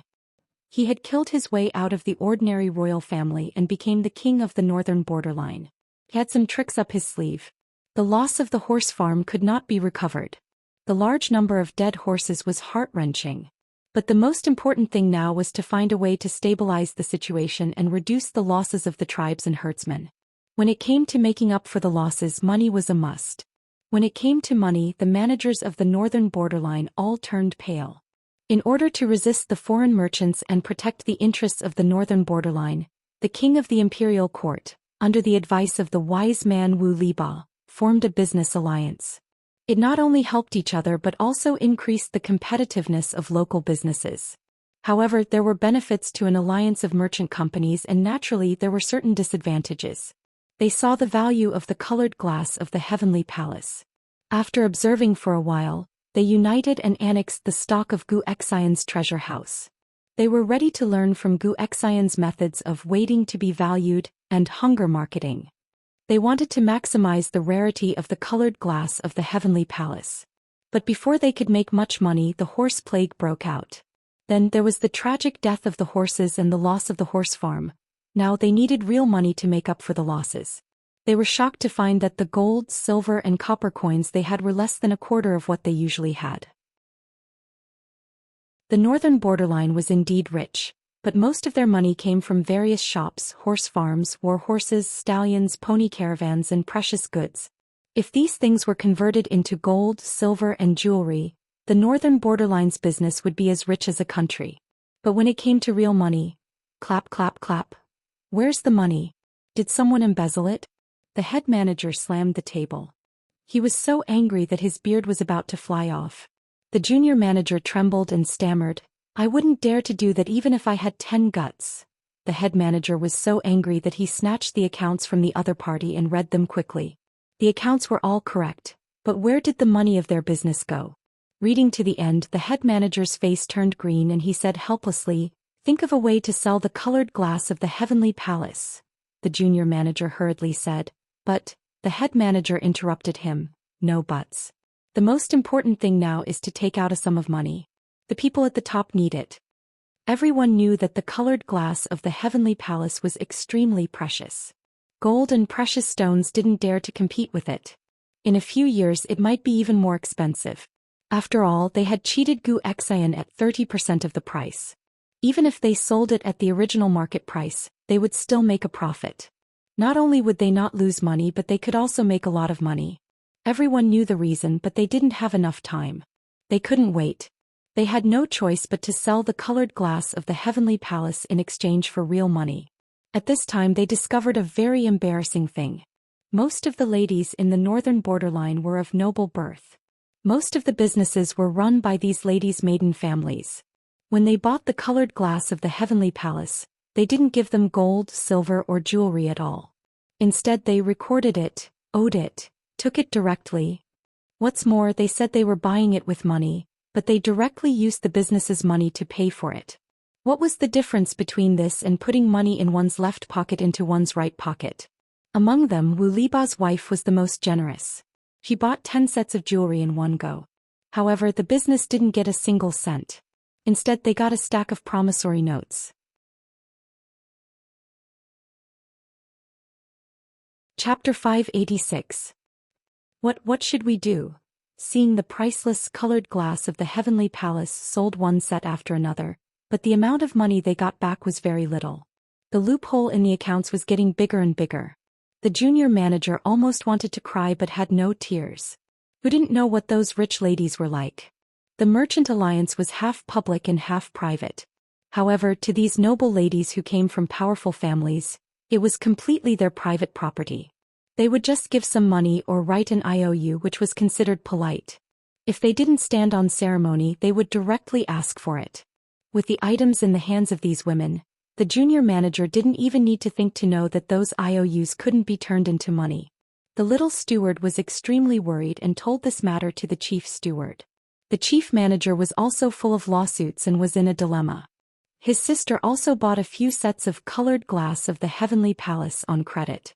He secretly told his sister about it, but she didn't care at all. The chief manager couldn't do anything about it. The rich ladies of the northern borderline were favored. Even if they were married, they still had a high status in their family. These women didn't hesitate to spend money and were even more diligent in taking their own things. The financial loophole of the business was getting bigger and bigger. The junior manager was so worried that his hair was about to turn white. He muttered and complained, "These women are willing to pay for Zhou Xian. I've never seen them write IOUs in the past. Why are they all taking it for free now? They're really not polite," the chief manager said impatiently. Zhou Xian is a businessman from Dongqing. He does business according to the rule of cash and goods. You can't get the goods if you don't pay, but the business is the family of these women. When have you ever seen the Chow family pay their bills properly? The junior manager shrank his neck and said in horror, "But this isn't a solution. If the colored glass of the Heavenly Palace was divided up by these rich ladies, the business would have to pay a large sum of money. If this financial loophole wasn't closed when the higher-ups checked the accounts, no one could afford to bear the consequences." With no other choice, the chief manager could only think of a solution that wasn't really a solution. On the surface, they said that the colored glass of the Heavenly Palace had been sold out, but in private, they sold it at a lower price than the average price to a noblewoman of a slightly lower status. These noblewomen all had one thing in common. Their maiden families were not involved in the business, or their status in the business was not high. Even though they were selling at a low price, the price they set was still more than double the original price of the purchase. There were many rich ladies in the northern borderline. In the past, the colored glass of the Heavenly Palace was almost monopolized by the first-class ladies. Others couldn't buy it even if they wanted to. But now there was illegal goods delivered to their doorstep. The price was also reasonable, far lower than the highest value in their hearts, so they bought it with a wave of their hands. Thus, the firm successfully sold a batch of colored glass of the Heavenly Palace, and made a lot of money every day. If everything went smoothly when all the inventory was sold, the financial hole could be closed. Unfortunately, things didn't go according to one's wishes. Just as the situation was looking good, something happened to the prodigal woman at home. It all started at a banquet. The azure glass of the Heavenly Palace had almost become the standard for the high-class ladies of the northern borderline. It symbolized great wealth and power. Every time they went out to meet guests, they had to wear a set. When they found out that the firm also had a lot of colored glass of the Heavenly Palace, they couldn't contain their joy and changed a set every day. This banquet was no exception. The three tribes of the northern borderline had a strict racial division. There was a clear hierarchy among them, and no one was allowed to overstep their authority. Wu Liba's wife was undoubtedly the cream of the crop among all the ladies. As the first lady, what she hated the most were those pretentious Central Plains women and those female slaves who used their looks to please others. No one would have thought that she would disregard her bearing and directly scratch the beautiful face of a certain noble's beloved concubine. The concubine was originally sitting in a remote corner talking to someone. When Wu Liba's wife came up to hit her, she didn't even react. Who let a lowly female slave wear the colored glass of the Heavenly Palace? With a body of lowly flesh, do you think you deserve it? Wu Liba's wife grabbed all the jewelry off the concubine's head and ruthlessly threw them on the ground. Glass shards fell all over the ground, and those who were close by were even bounced off. They were so frightened that they subconsciously distanced themselves. After hearing Wu Liba's wife's words, the ladies finally understood what had happened. A female slave's concubine actually dared to wear the same precious, colored glass of the Heavenly Palace as them? The ladies were furious, but Wu Liba's wife had already gone forward to whip someone, so they didn't interfere. The concubine was also beaten senseless. Wu Liba's wife grabbed her long hair and pressed her to the ground. Her tender face was pressed against the ground and beads of blood appeared. She was filled with regret. If she had known this would happen, she wouldn't have worn that precious headgear to show off. Who knew that the women of the northern borderline would be so shrewish and unreasonable? They even dared to hit someone at a banquet hosted by the eldest princess. The one who did it was Wu Liba's wife. Her maiden family was powerful and her husband's family was extremely powerful. This matter was easily brushed off. As for the concubine who was violently beaten, he was really sorry. She was beaten for no reason and the concubine's husband didn't even say anything. However, this matter didn't end so easily. How could the group of ladies let it go? How could a female slave's concubine have the wealth to wear the expensive, colored glass of the heavenly palace? Especially the wife of the concubine's husband. When she returned home, she almost flipped the whole house upside down. After investigating, they found out that the colored glass of the heavenly palace was sold at half the normal price, and all of them were sold by the trading company. At this moment, the ladies were completely in an uproar. The business that had just taken a turn for the better was instantly cut off again. The chief steward of the trading company was so angry that his teeth itched. Helpless, they could only find another way out. They prepared to sell the colored glass of the heavenly palace to Dongqing. The business in the northern borderline could no longer continue. However, this year the northern borderline seemed to be unlucky. The trading company had just negotiated a deal, but the traffickers who smuggled it to Dongqing refused to do it. Business has business principles. To go back on one's word like this. The chief steward resisted the urge to vomit blood and patiently negotiated with his business partner. The other party laughed coldly and said mockingly, "The merchants in the northern borderline often mock the merchants in the central plains for being scheming and dishonest in doing business. They boast that they believe in business, but from what I can see, it doesn't seem like much. This so-called colored glass of the heavenly palace is just a cheap item made of gravel. If I hadn't received the news in time, by the time this deal was done, my family would have been forced into a desperate situation." What? A cheap item made of gravel? The chief steward was flustered and exasperated. The colored glass of the heavenly palace in his hands was the real deal. The business deal fell through. The chief steward turned around and felt that something was amiss. He hurriedly sent someone to investigate the situation. The information he received made him dizzy and his brain went blank for a moment. His vision turned black. His brain felt heavy and he fell to the ground unconscious. The so-called colored glass of the heavenly palace was just a very common glass product in Xianxia. Chapter 587. The head steward fainted from anger. Little did he know that Zhou Xian also wanted to explode on the spot. He knelt in front of Jiang Pingji, his eyes filled with guilt. He carried a thorn branch on his back and asked for her forgiveness. Jiang Pingji forcefully helped him up. Her expression was the same as usual. "Uncle Gu, what are you doing? Get up, do you want to shorten my lifespan?" Zhou Xian seemed to have aged a lot overnight. He could not dissuade Jiang Pingji and could only sit down with a face full of guilt. Feng Jin and the rest were all present. Most of them had seen Zhou Xian before and knew how much he had contributed to Xiangyang County. They were very respectful towards him. "Mr. Gu, what happened on the road? Why are you?" He immediately offered a humble apology. It was as if he hadn't washed himself for many days. He looked extremely disheveled. Where was his calm demeanor from before? Zhou Xian replied, "Your servant has failed to live up to Master's trust and carelessly messed up the task that Master has entrusted me with." "Messed up?" Jiang Pingji furrowed her brows and asked in a deep voice, "Uncle Gu, what happened?" Zhou Xian furrowed his brows and said, "According to the Master's instructions, I brought all kinds of colored glass objects to Zhengzhou to seek new business. At first it was still all right, but after a while, it was as if a demonic wind was blowing in Zhengzhou. Glass of all colors filled the streets. Initially it was sold at an extremely high price, but because there were too many merchants selling it, the price dropped from tens of thousands of coins to a few hundred coins." Hearing this, everyone's expression changed. Suku was so shocked that he bit his tongue. Didn't Fengyi County rely on the rare glass to have such a large fortune?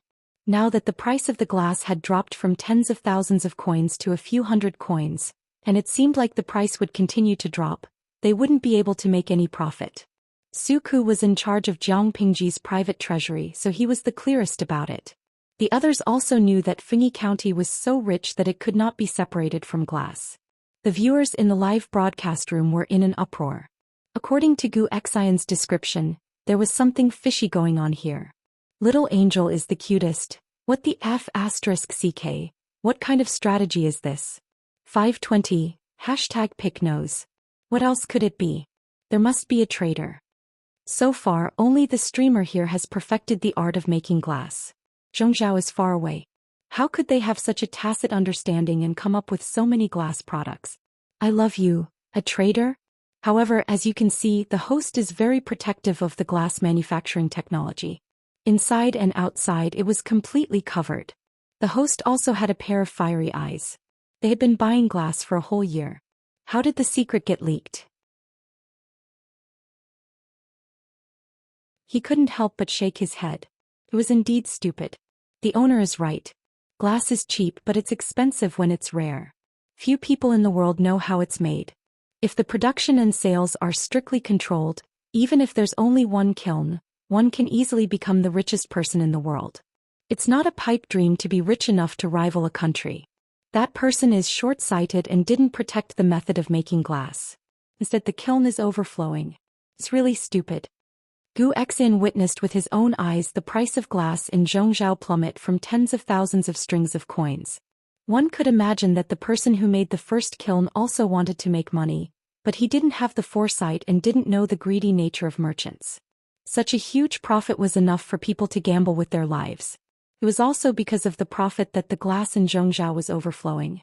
Fortunately, Zhou Xian saw that the situation wasn't good. He sold all the glass in his hands at a price lower than the market price and hurried back to Xiangyang district with the money. Don't be fooled by his sorry state. In fact, he earned more than 3 million strings of coins. He specialized in cheating the big merchants of Zhongzhou. Compared to a merchant boss like Zhou Xian, how could those opportunistic merchants be a match for him? Zhou Xian saw that the situation wasn't good, so he sold and left. He earned the last sum of money. The merchant who took over thought that he had made a fortune, but he was stunned when he turned around. Su Ku and the rest looked at Jiang Pingji with admiration. They asked themselves honestly. If their source of wealth was forcefully cut off, they wouldn't just faint, but they would be furious. Their lord was good. She was calm and composed and even had the time to mock the enemy behind her. But my lord, if you lose this source of wealth, as the housekeeper, Su Ku felt the most heartache. It doesn't matter. Anyway, the private treasury has enough money. If the public treasury lacks it, just claim it. There wasn't much money in the public treasury. She had always used her private purse to replenish it. Jiang Pingji said with a smile. On the contrary, Zhongzhou, after this torment, I'm afraid it's going to run out of luck. The whole nation's kiln was frantically trying to make money.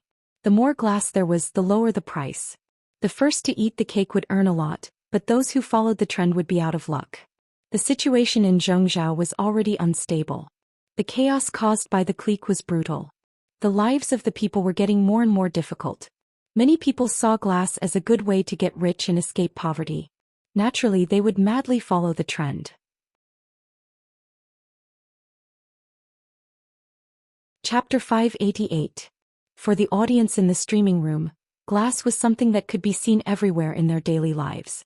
For the merchants and citizens of Zhongzhou, they only saw the low cost and high selling price of glass.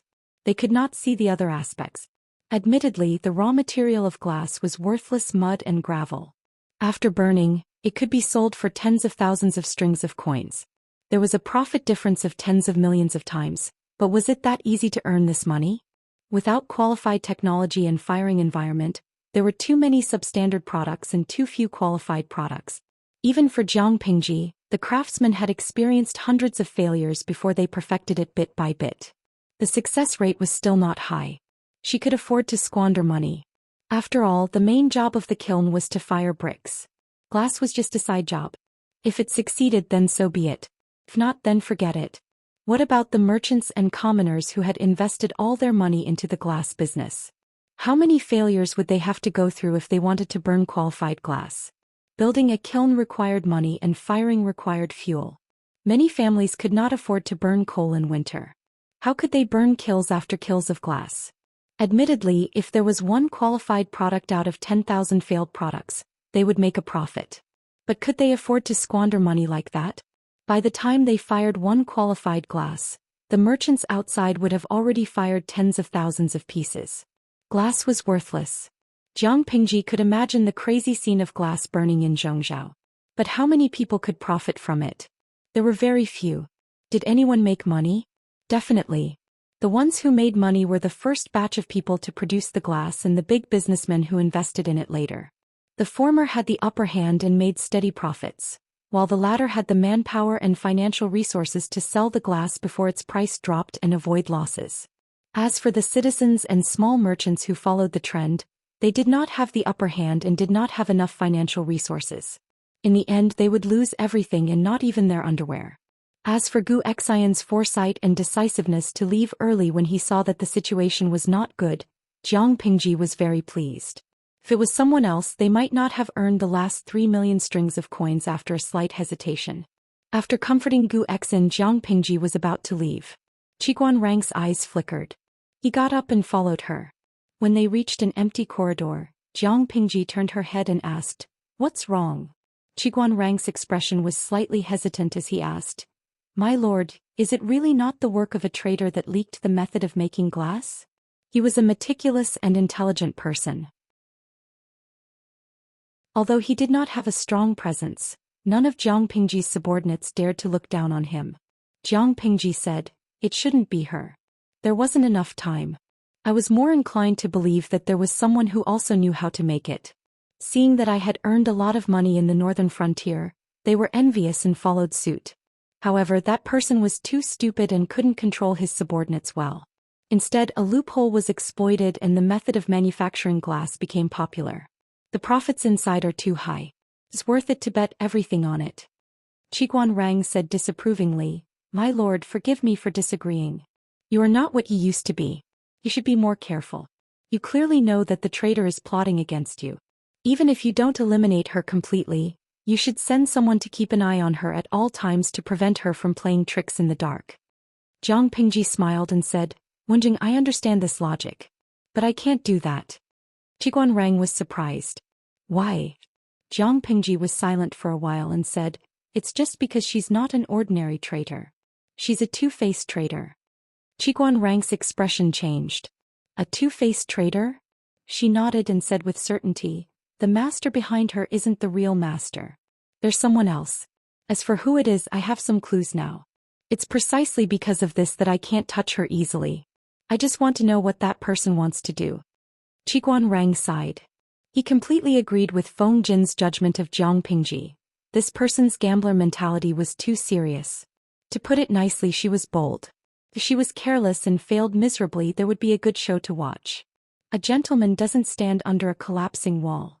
If something happens to you, it's not only related to your life but also those who follow you. When Jiang Pingji heard this, she suddenly smiled and said teasingly, "Maybe. But Wenjing, I can only be safe if I keep this traitor alive. If something happens to the traitor, it will raise the vigilance of the master behind her. I'm afraid I'll have to live with assassinations every day. I'm not afraid of killing people, but if I accidentally hurt the people around me, that's not what I want to see." The more she said this, the more curious Qiguan Rang was about the master behind Takshu. Jiang Pingji said, "Wenjing, come closer. I have something I need your help with. Ask Master Wei Yuan in secret." Wei Yuan was Qiguan Rang's father-in-law. He used to teach Luxi. He was a tutor hired by the Lu residents with a high salary. Qiguan Rang obeyed. Jiang Pingji used a special method to force her voice into a line and whispered to Qiguan Rang. No one knew what she said to Qiguan Rang, but his expression first changed from doubt to confusion and finally to shock. My lord, you," Jiang Pingji said, "do it secretly. Only you and I know about this. You must be careful." Qiguan Rang swallowed nervously. His Adam's apple moved. He was almost 30 years old and it had been a long time since he lost his composure. "You suspect that the murderer behind the traitor is that person?" Jiang Pingji smiled. Her eyes were cold. "I don't want to suspect. But let's take one step at a time." The two of them talked in low voices. Qiguan Rang almost floated away from the long corridor. Jiang Pingji looked sideways at the corner at the end of the corridor. A piece of cloth disappeared from sight. The audience in the streaming room was even more confused. They purposely increased the volume, but they still couldn't hear what Jiang Pingji and Qiguan Rang said. "Rensha Wangka. There was a problem in the streaming room just now. I didn't hear the streamer speak." "Rensha Qian Duo. It's a cross-dimensional streaming. It's normal for the signal to be bad. Host V. It's just a small trick to force the voice into a line. Even if she imprisoned the system, it was still a subsystem. She didn't know where the system itself was hiding. To be on the safe side, she wouldn't simply talk about certain things during the streaming. Qiguan Rang calmed his wildly beating heart and thought about how to complete Jiang Pingji's task. My lord, I finally found you. Jiang Pingji waited for a while. Suka came over with a stack of account books. His face was full of joy. She asked, when you walked over from that direction just now, did you see anyone with a strange expression? Suka didn't understand. He thought about it and said, just now? I saw Zhou walking in a hurry. He seemed absent-minded. He was probably not feeling well. Jiang Pingji frowned. It was indeed Wei Xi. She didn't know what this guy was thinking.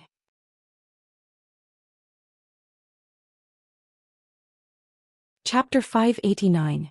Jiang Pingji planned to conquer all of Wanzhou, and Xianxia County was a place that she could not avoid. Feng Jin volunteered to be her lobbyist, and Jiang Pingji sent hundreds of elites to escort him. It was the beginning of winter and there was no war in the north. Feng Jin planned to take the opportunity to persuade his parents. If it was successful, they only needed to concentrate their forces to attack Qingde County in the spring of the following year. Wei Jingxian carried Chongqing, who was more than a year old, and followed her husband Feng Jin into the carriage. The servants and luggage also took up 3 carriages. Although Chongqing was young, she was lively and energetic, and her speech was clear and organized. The small carriage was not enough for her to move around, and she soon got tired of it. She was held in Wei Jingxian's arms with an aggrieved expression. She pouted, like a vegetable that had been exposed to the sun on a summer afternoon. Daddy, hug. Seeing Feng Jin enter the carriage, Chongqing's black grape-like eyes lit up. She rushed to his 2 white and plump arms that were like lotus roots. Okay, Daddy is hugging Chongqing. Is this position okay? Don't jump around, Daddy's old bones can't withstand your torment. Feng Jin smiled as he hugged Chongqing. The little girl stood on his lap and bounced around. He was having fun on her own. He played with her for a while and his back was sweating from exhaustion. His daughter was still full of energy and he could not help but secretly complain. Wei Jingxian noticed his embarrassment and took the initiative to carry the naughty Chongqing over. You spoil Chongqing so much that she doesn't sit or stand properly. When we go to Xianxia County and meet father-in-law and mother-in-law, it won't be good if Chongqing makes a fool of herself in front of them. Feng Jin smiled and said, Chongqing has a sweet mouth and is the best at coaxing people. Father and mother love her so much, how can they not like her? Moreover, she has been born for a year and a half and they have not seen her yet. Even if Chongqing makes a fuss, they won't be angry. As the saying goes, a generation apart, the elders not only liked obedient juniors, but they also liked those who were sweet, lively, and not rude. Moreover, Chongqing was the only girl in the 3rd generation of the direct line of descent. Based on this uniqueness, there was no reason for her parents not to like her. Yes, Chongqing has a sweet mouth. Chongqing could not understand her parents' words, but she could understand her own name. She learned in a daze, her hands holding a sweet pastry and nibbling on it. Feng Jin raised his eyebrows at Wei Jingxian with an expression that said, I didn't say anything wrong, did I? Wei Jingxian pursed her lips and smiled. There was quite a distance between Fengyi County and Xiangyang County. Along the way there were mobs who were scantily clad and starving. The further they went from Fengyi County, the more difficult the lives of the people outside became. Dilapidated buildings could be seen everywhere. It had been a year and a half since the earthquake in Shangjing, but the people's lives had not improved. The Tsing-Yi army and the Red Lotus group were wreaking havoc in the north. The people either conspired with them or were exploited and robbed by them. Spring plowing and autumn harvesting could not be carried out normally. Many villages were deserted and overgrown with weeds. They looked desolate and deserted. Feng Jin walked on the main road, trying his best to avoid sleeping in such places. He was a young man and his young energy was flourishing. However, Chongqing was still young and could not be affected by the Yin wind. Under the protection of elite soldiers, Feng Jin and his wife set foot on the long-awaited Xiangyang County. Due to the Feng family, the city walls of Xiangyang County were tall. To avoid Shangjing, the city walls were slightly lower than Shangjing. Even though the city walls were tall and sturdy, After the earthquake in Shangjing and several military disasters, there were indelible marks on the city walls. Feng Jin spent a lot of effort to prove his identity. He, his wife, their maids and servants could enter the city. However, if the hundreds of soldiers wanted to enter the city, they had to surrender their weapons. To solve this problem, Feng Jin could only carry Chongqing and wait for the Feng family's housekeeper to come and negotiate. He thought that when his parents received the news, they would at most send a housekeeper. He did not expect the person to be his eldest brother. Feng Gui, the eldest son of the Feng family, was 25 years old. Eldest brother. The elegant youth saw Feng Jin, who was carrying a child, standing outside the city. He almost did not recognize him as his second brother. Huayu, you are finally back. Feng Gui was emotional. His pace was slightly faster than usual, but it did not seem disorderly. Wei Jingxian took the initiative to carry Chongqing to prevent her from disturbing the Feng brothers' reunion. After they exchanged greetings, she brought Chongqing with her to greet Feng Gui. Feng Gui had received news that Feng Jin had brought his wife and daughter back to visit his family. When he saw the fair and plump Chongqing, who looked very spirited, his impression of her soared. Is this my eldest niece? She looks like my younger sister-in-law. Wei Jingxian taught Chongqing to call Feng Gui eldest uncle. Chongqing gave him face and addressed him clearly. She raised her arms to give him a hug. Feng Gui was used to seeing shy and bashful children such as his two sons. He had never seen someone as warm and fearless as Chongqing. He was so happy that he reached out to hug her. Chongqing was a good girl. In front of everyone, she gave her eldest uncle 2 kisses on both sides of his cheeks. When Feng Jin saw this, his expression did not look too good. Feng Gui was stunned at first. Then he smiled warmly and said, Miss Huayu is not afraid of strangers. She is quick-witted and intelligent. This is not the place to reminisce. Huayu, bring your sister-in-law and eldest niece into the city quickly. Your parents are still waiting for you. Feng Jin looked hesitantly at the guards behind him. Feng Gui understood and sent someone to inform the guards at the city gate. After entering the city, Feng Jin's eyes dimmed slightly. Compared to the scenery outside of Xiangyang County, the lives of the people in the city were considered stable. However, compared to the prosperous scene in his memory, not only had the population declined, the buildings in the city also exuded a sense of decadence and desolation. Many of the buildings had been patched up and looked slightly dilapidated. After the earthquake last year, was everything all right at home? Feng Jin asked. Feng Gui carried his eldest niece, who was slightly heavy, and replied, Everything is fine at home. It's just that the people of Xiangyang County have suffered. Outside there are 2 groups of mobs, the Xingyi army and the Red Lotus group, wreaking havoc. The county chief led the troops to clear the mobs, but the results were minimal. Chongqing's large, bright eyes were like black grapes. Her attention was attracted by Feng Gui's beard. She raised her claws and scratched. Feng Gui. Feng Jin could only hurriedly apologize on behalf of his naughty child. If it wasn't for Chongqing's antics, he would have started growing a beard long ago. It's all right. It's rare to see such energetic children nowadays. At least they're better than the 2 boys at home. They're shy like little girls. Your sister-in-law is also strict with the children. She restricts them like wooden blocks. Feng Gui had been helping to guard the city for the past 2 years. He didn't spend much time at home. His 2 sons were in the family school. The rest of the time it was his wife who raised them. Feng Jin sensed that something was amiss. Big brother, you and sister-in-law. Restless at home? It's nothing. Feng Gui replied calmly. He then said to Feng Jin, with her temperament, if sister-in-law is wronged, you don't have to tolerate it. Oh right, Huayu. Today's family banquet will only be about family matters.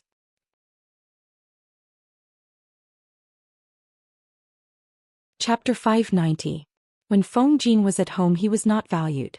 His elder brother was the heir of the clan, his younger brother was well-liked, his father was busy with government affairs, and his mother had to manage the household affairs. He was often neglected in the middle. Luckily, Feng Gui was a reliable elder brother and the 3 brothers had a good relationship. He had been away from home for many years. He had wanted to take this opportunity to find out more, but he did not expect Feng Gui to cut him off with one sentence. They only talked about family matters, not official matters. Feng Jin had no choice but to swallow the words that had welled up in his throat. Changxing was a small child. She did not know about the undercurrent between her father and eldest uncle. She giggled and grabbed Feng Gui's beard, unwilling to let go. Feng Gui was a steady and conservative man, but he was not stingy with his family. He supported Changxing's knees with one hand and let her sit on his arm. He wrapped his other arm around her shoulder to prevent her from falling. With both hands occupied, he naturally could not let this little ancestor let go of the beard that he had just grown for a few months. This child, her hands are really strong.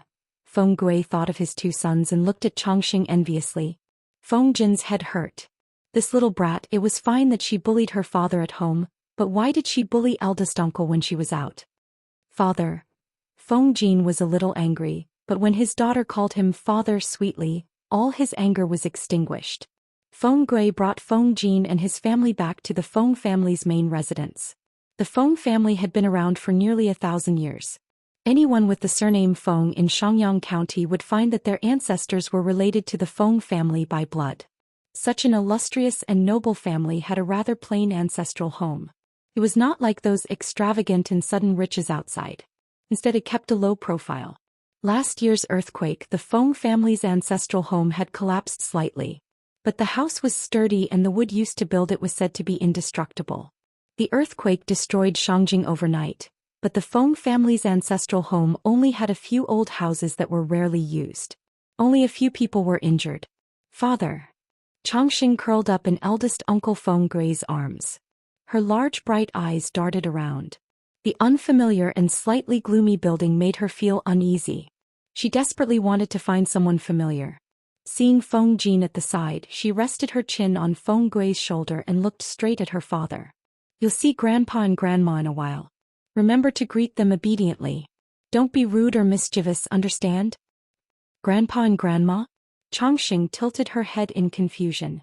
Feng Jin let out a sigh, feeling regretful in his heart. When he was her age, he had long been taught etiquette by the wet nurses and maids. He could not be careless or rude.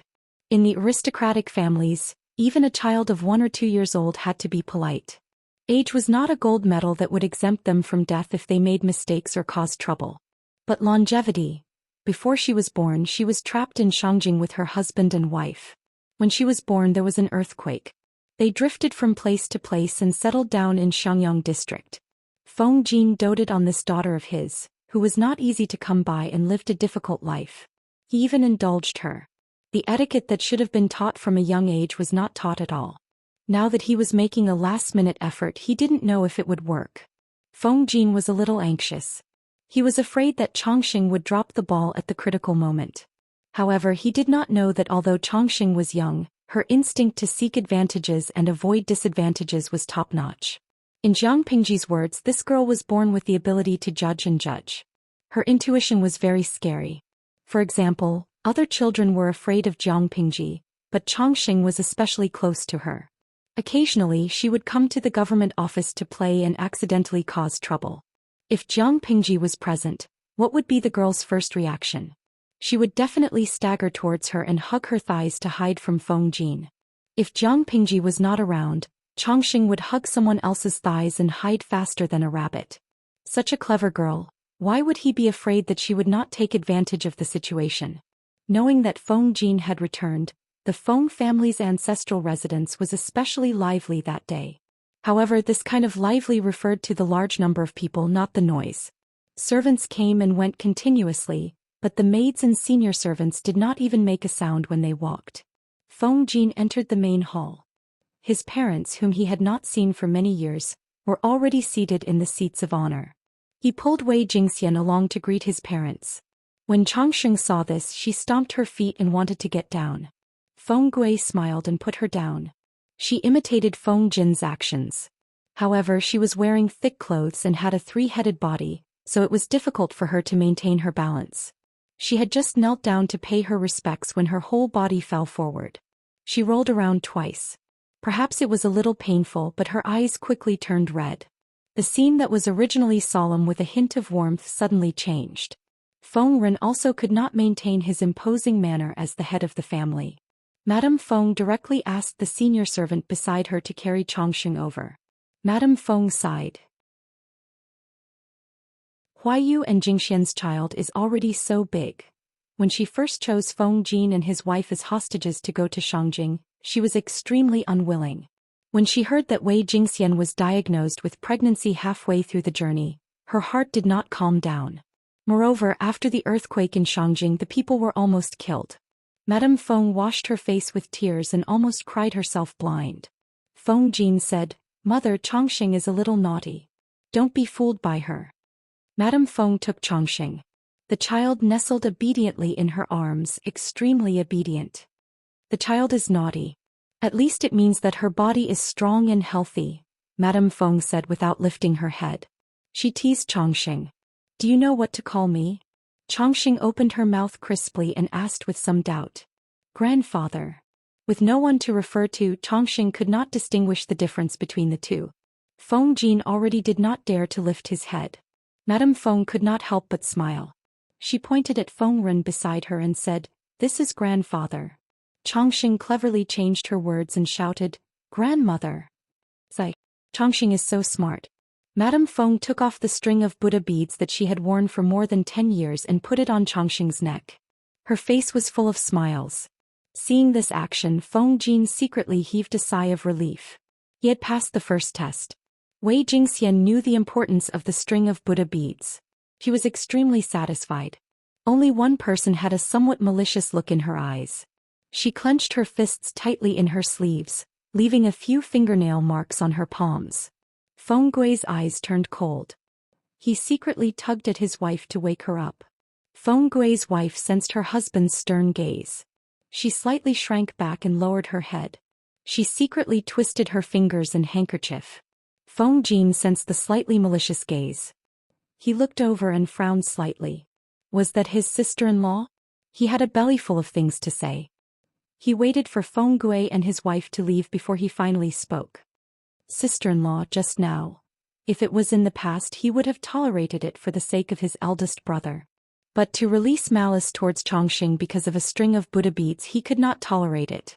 Madame Feng's face was slightly embarrassed. She said in a low voice, "The family is unfortunate." Feng Jin was surprised.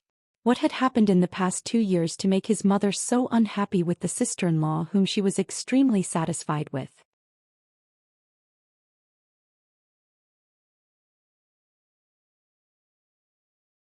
However, she had heard about her sister-in-law's background and felt that it was a little strange. Madame Feng, who was smiling a moment ago, maintained a stiff smile throughout the whole process in front of her eldest daughter-in-law who was trying to please her. The atmosphere was quite awkward. Feng Gui's wife was displeased as well. She hurriedly said her goodbyes and left with her 2 sons. Wei Jingxian secretly heaved a sigh of relief when the awkward silence finally disappeared. Suddenly, an idea flashed through her mind and she widened her eyes in astonishment. Swaying. The upbringing of the noble ladies was naturally strict.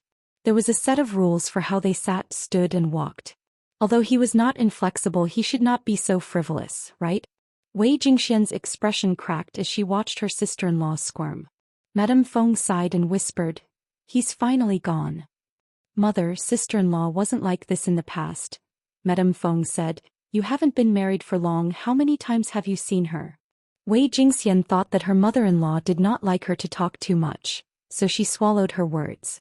Madame Feng continued, "I thought that she was a good person, but I didn't expect her to be like this. Anyway, Jingxian, don't learn from her." Wei Jingxian replied, "I know, mother."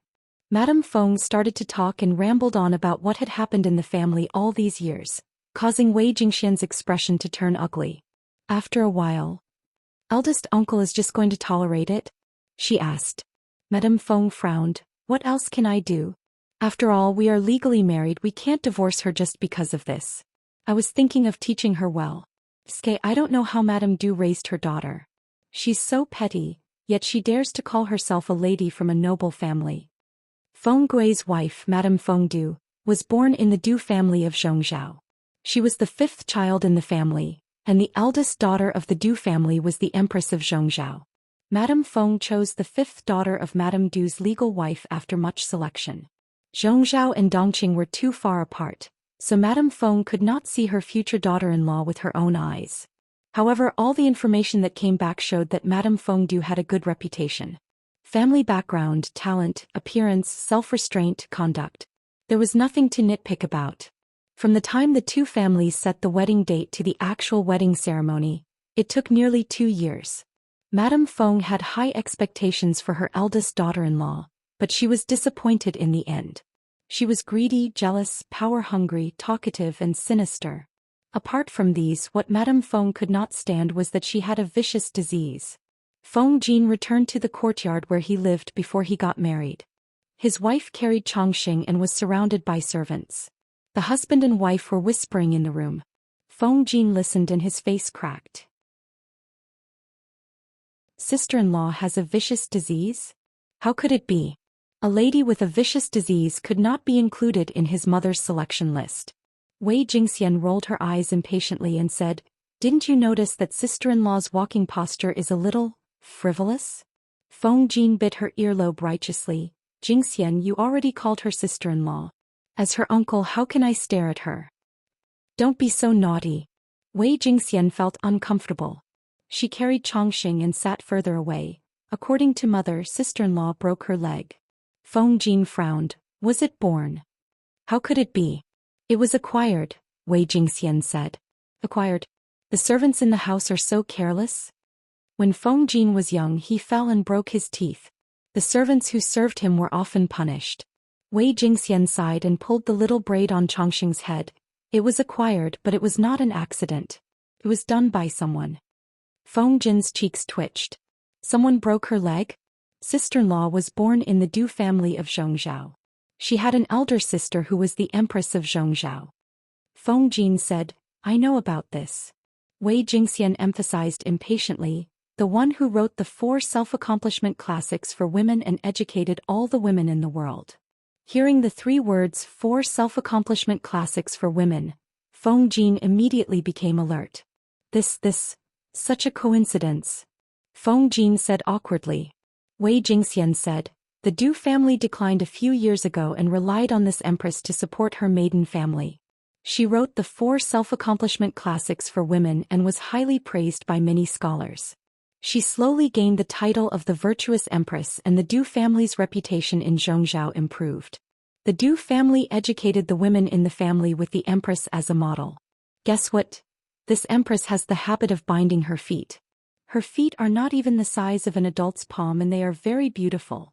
Feng Jin blushed. "Just now you said that your husband is not serious. Why are you saying such nonsense too?" Wei Jingxian snorted and said, "A filthy person sees filth. Do you dare to say that you didn't think of anything that you shouldn't? Our sister-in-law, when she was 15 or 16 years old, in order to imitate the virtuous empress, her feet were also. Now it is difficult for her to walk and her temperament is increasingly gloomy and mean."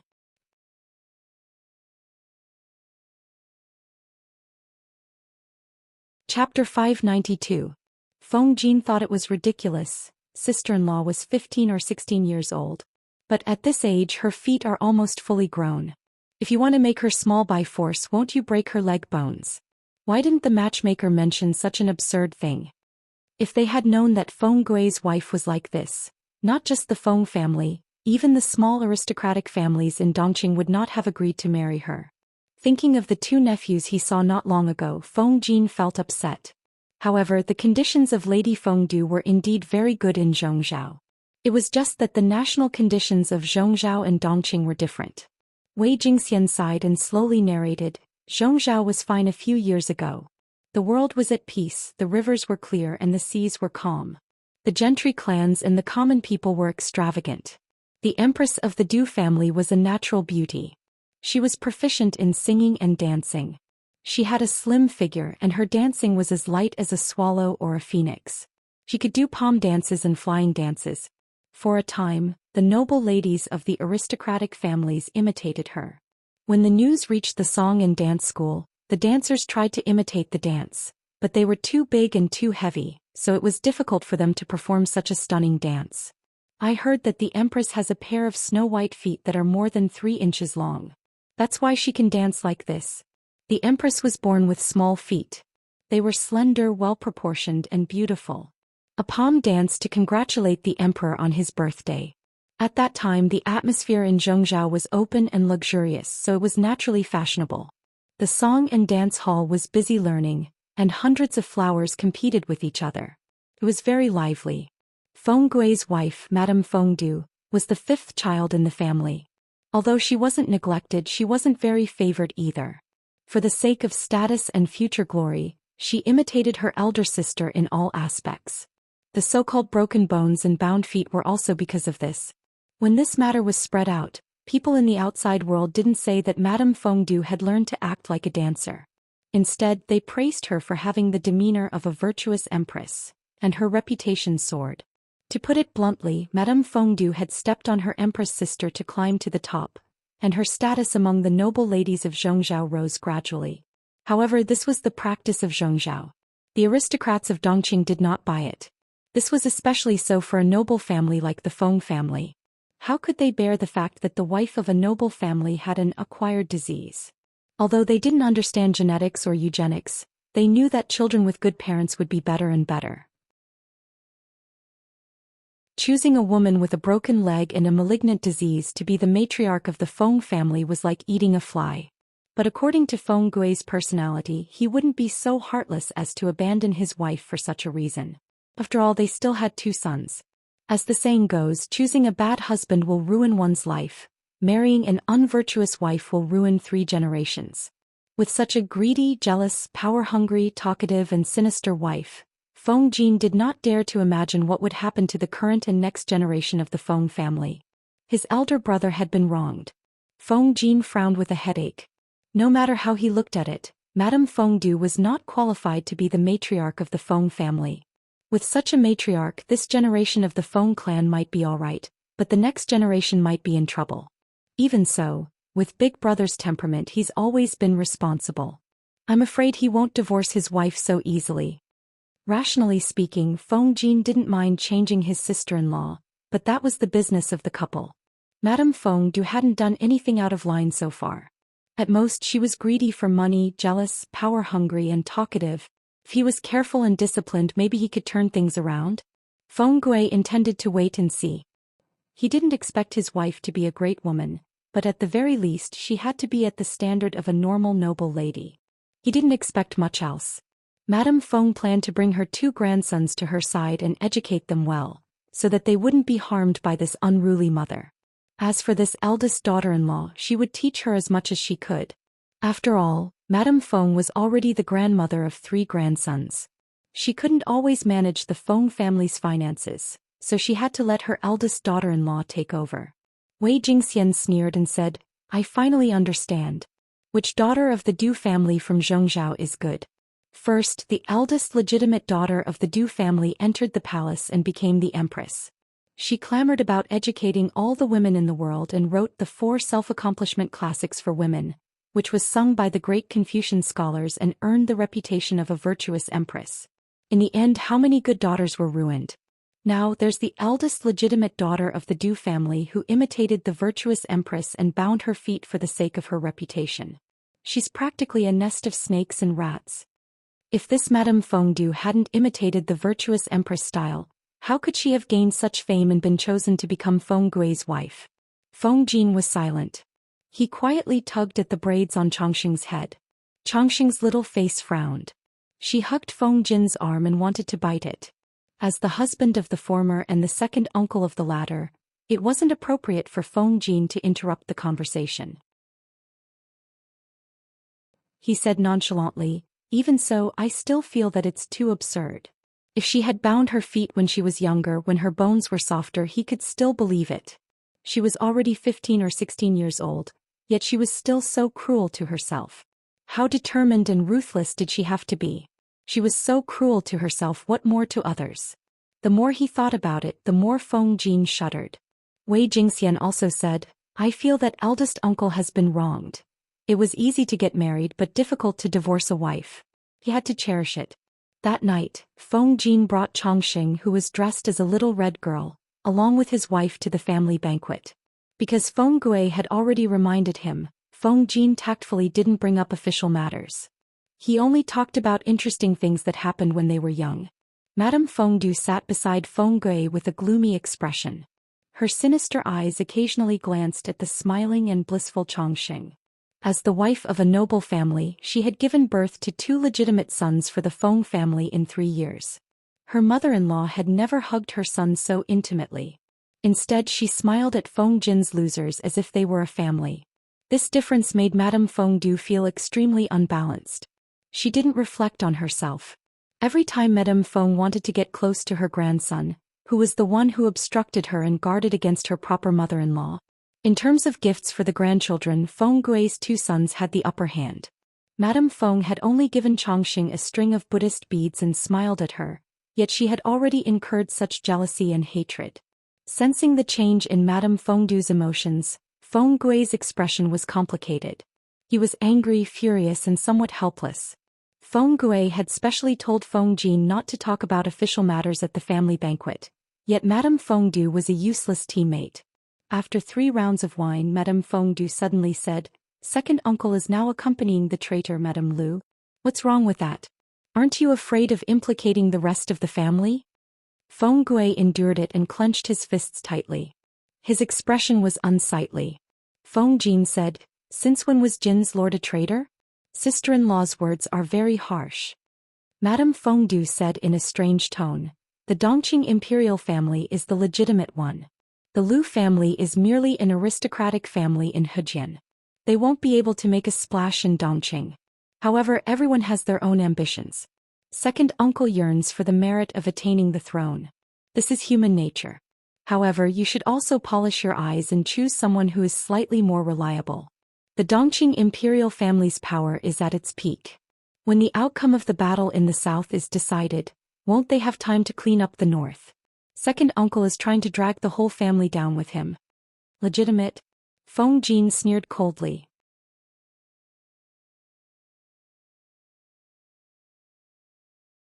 Chapter 593. The Feng family had existed for thousands of years since the beginning of the dynasty. They had experienced many dynasties and were used to seeing the rise and fall of dynasties. The Xia dynasty that once unified the 9 states was just so in the eyes of the Feng family, not to mention the rise of Dongqing after the fall of the Xia dynasty.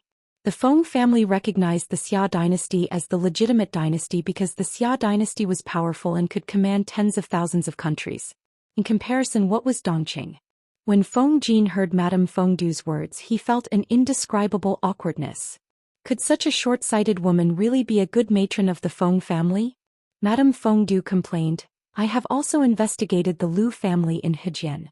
They are just a third-rate aristocratic family. How is it worth second uncle to lower himself to assist them?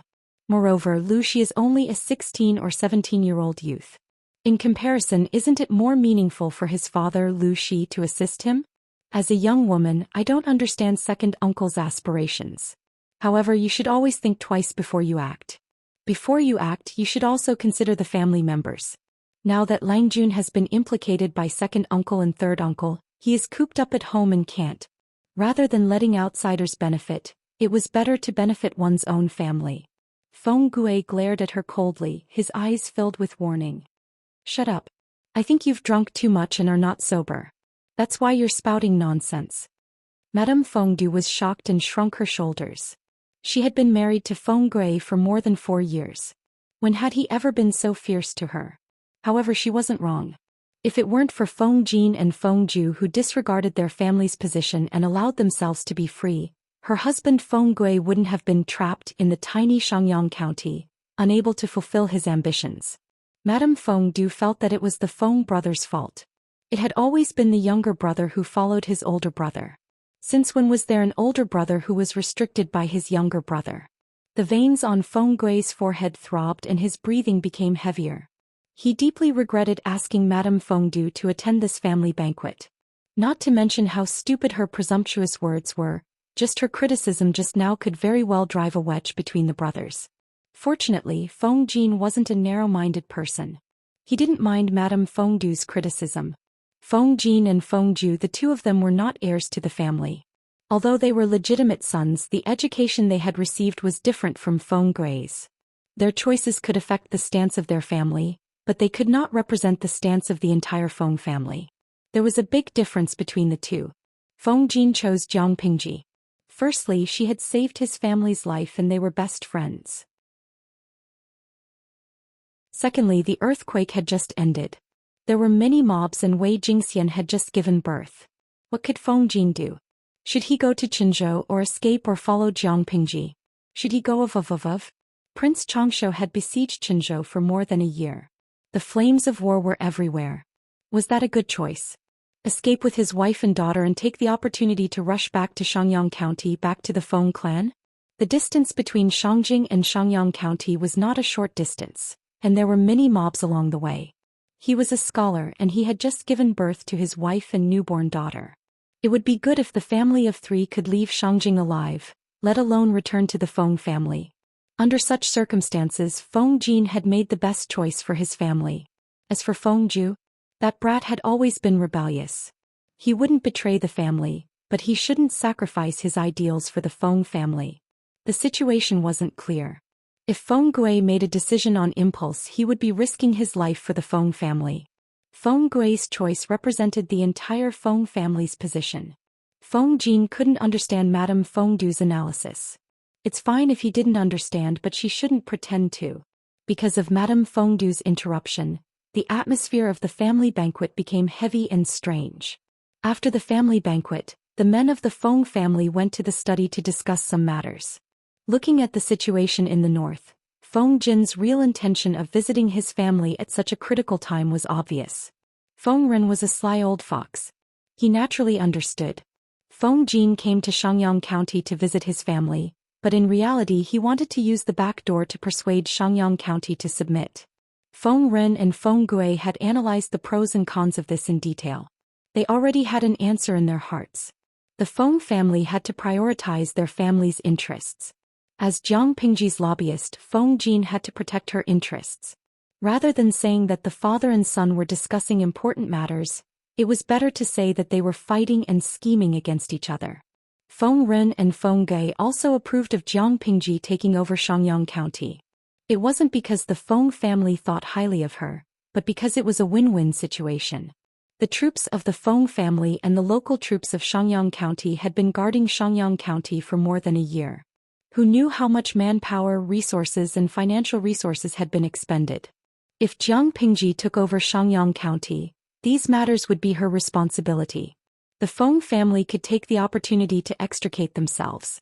Secondly, unlike the Meng family, the Feng family didn't dabble in military power. They had always taken the path of nobility and were at a disadvantage in troubled times. The stability of the entire family needed a strong backer. Looking at the situation in the north, Jiang Pingji was developing well. With Feng Jin's assistance, it was indeed a good choice. However, although the Feng family had agreed to give up Shangyang County, such a large piece of land couldn't be given to them for free. Faced with the conditions set by his father and brother, Feng Jin smiled bitterly in his heart and braced himself to deal with them. Although they were father and son, their positions were different. Debts that needed to be settled had to be settled. Feng Jin deeply understood what it meant to settle debts between brothers. The Feng family didn't ask for much. The most important condition was not to interfere with the freedom of the people. Shangyang County had become Jiang Pingji's territory. The Feng family's foundation was also in Shangyang County. However, this didn't mean that the Feng family would stand on her side. The conditions didn't seem like much, but Feng Jin felt like he was sitting on pins and needles. There was a family behind her that could jump ship at any time. Considering his lord's temperament, could she easily swallow this insult? He couldn't stop smiling bitterly. He didn't have the right to agree on behalf of Jiang Pingji. He could only put it aside for now and wait for her opinion. As for the other minor conditions, Feng Jin could reply on the spot. Although they were scheming against each other, the atmosphere between the father and son was considered good. Now that the royal family has fallen, famine is rampant and starving people are everywhere. The Tsing-Yi army and the Red Lotus group run amok in the north. The eunuchs monopolize power in the court, and the relatives interfere with politics. Both sides are fighting until their necks turn red. Outside, there is Prince Changshu's wild ambition. He covets incessantly. His troops besiege Qinzhou with the intention of usurping the throne. The people are anxious. Smoke signals are rising everywhere. The feudal lord's separatist rule is unavoidable. I know your temperament. You must have your reasons for choosing Lu Shi. However, have you ever thought that Lu Shi is in his prime and that he has a son of a concubine? Although Madame Fengdu was full of nonsense, she was right about one thing. Lu Shi was still a youth of 16 or 17, but Lu Shi was already famous in Dongqing and had Chongzhou. Lu Shi had no desire to compete now, but could he guarantee that he would do so in the future? If Feng Ren hadn't mentioned it, Feng Jin would have forgotten that Lu Shi had a brother of a concubine. His expression was somewhat solemn. Feng Gui said, "He's just a son of a concubine. How can he compete with the legitimate son? Even if the magistrate of Lu Province and Lu Shi are competing, the family business will still be given to Lu Shi in the end. Are you going to give up the legitimate son and give it to a son of a concubine?" There was nothing wrong with what Feng Gui said. However, Lu Shi was not the legitimate son but the legitimate daughter. Who could guarantee that Lu Shi wouldn't compete with Lu Shi? It would be fine if the latter won, but if he lost, wouldn't the family business be given to his son and daughter?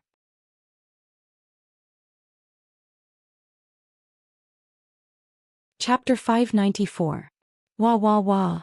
The father and son were chatting when Feng Jin heard Chongqing's cries coming from outside the courtyard. He could not sit still anymore. Why is Chongqing crying? His face was pale as he staggered up from the mat. Feng Ren saw this and could not help but sigh. You are indeed a father. You finally know how difficult it is to be a parent. Feng Ren and Feng Gui stood up one after another and went to check on the news. They thought it was normal for a child to cry, but they did not know that Chongqing had a very proud temper. Even if she cried, she would not wail loudly. At most, she would open her teary eyes and not reveal the slightest movement. The more stubborn and proud she was, the more one felt sorry for her. It was because he understood that Feng Jin was so anxious. Ever since Chongqing was born, she had rarely pretended to cry, let alone wail loudly. He quickly followed the sound and saw Chongqing squatting on the ground, curled into a ball. The surrounding servants wanted to go up and hug her, but she waved them away. Chongqing. Chongqing. Feng Jin went up and hugged Chongqing. She heard a familiar voice and cried even harder. He then realized that there were a few red marks on Chongqing's face. They were dripping with blood, obviously caused by a sharp object. Father. Well, it hurts. Chongqing cried miserably and kept reaching out to wrap her arms around Feng Jin's neck. Her face was covered in tears. The tears were salty and flowed into the wounds. It was extremely painful. Feng Jin saw the fingernail marks on her face and was so angry that his whole body trembled. The surrounding servants trembled and knelt down. Feng Jin suppressed his anger and asked, "How did Sun Xianxia's face become like this? What are you still doing here? Hurry and get the doctor here. If Sun Xianxia's face is damaged, which one of you can bear the responsibility?" Someone went to get the doctor to come to the Feng residence. The other servants knelt on the ground and trembled. Feng Ren and Feng Gui rushed over and thought it was a small matter. Seeing the marks on Chongqing's face, their faces immediately darkened. What happened? Who did this to Sun Xianxia's face? Feng Ren was usually reserved, but at this moment he seemed terrifying and heavy. The servant woman trembled and said, "Two Sun Langjun and Sun Xianxia were playing. When the three of them were playing, they were accidentally hurt by Sun Xianxia's fingernails." Sun Xianxia cried and asked for second Langjun.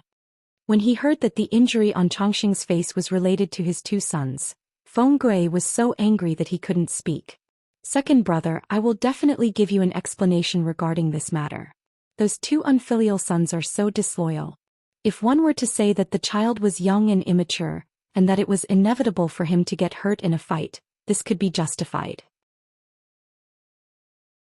However, with such a long fingernail, it could leave a bloody mark on a person's face. This was a serious matter. Not only did Feng Gui have to discipline his two youngest sons, he also had to deal with the female servants around them. "Big brother." Feng Jin interrupted Feng Gui's words. Suppressing his anger, he said, "Let's get to the bottom of this matter first. Chongqing has been spoiled by little brother. Usually he likes to cause trouble and has a stubborn temperament. Perhaps Chongqing bullied my two nephews. Feng Jin was just being polite and giving Feng Gui some face. If he really wanted to hold it against him, that would be a joke."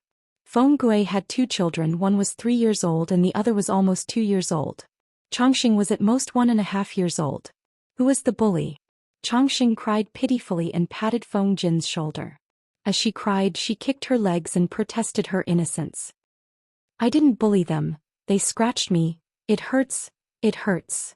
Feng Jin patted his daughter's head comfortingly and waited for the doctor to come and take a look. Fortunately, the child's skin was tender and the wound wasn't deep. It would be fine after applying some medicine for external injuries. However, because the child's injury healed quickly, the wound would be itchy when it healed. The female servants had to be careful not to let Changxing scratch her wound. Wei Jingxian, who was in the backyard, heard the news and rushed over. When she saw the bright red wound on Changxing's face, she almost lost her balance. At this point, the entire sequence of events had been investigated. Changxing's face was indeed scratched by the two children. Feng Gui looked at his son's fingernails angrily. He was so angry that he couldn't even speak. After all, she was the wife of a noble family. No matter how dissatisfied Feng Gui was with his wife, he still had to give her the respect she deserved.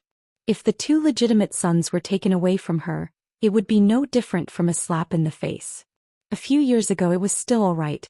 Madame Fengdu's performance wasn't outstanding, but it was still passable. She seriously followed her mother to learn how to manage the household. However, after the second legitimate son was born, her temperament became more and more gloomy. She showed her true colors and was paranoid all day long. She was even jealous of the maidservants who had already been married off. She ordered people to slap her for no reason. She thought that she had two legitimate sons by her side and became more and more unreasonable. Now it was even better. She had already fallen into a demonic trap and couldn't even focus on the lives of her two sons. Father. Feng Gui's two children shrunk their necks, seeming to realize the severity of the situation. Before Feng Gui could speak, Madame Fengdu had already pulled the two children behind her, one arm and one shoulder respectively. Looking at Madame Fengdu's crude actions, Feng Gui endured it again and again. His eyes were filled with malice. Madame Fengdu looked indignantly at Changxing, who was in Feng Jin's arms. Without waiting for Wei Jingxian to speak, Madame Fengdu struck first. She said, "Sister-in-law, although you are from a small family, you are still a noble daughter of an aristocratic family. Didn't your elders teach you to take care of your husband and teach your children? Look at the B** you've raised.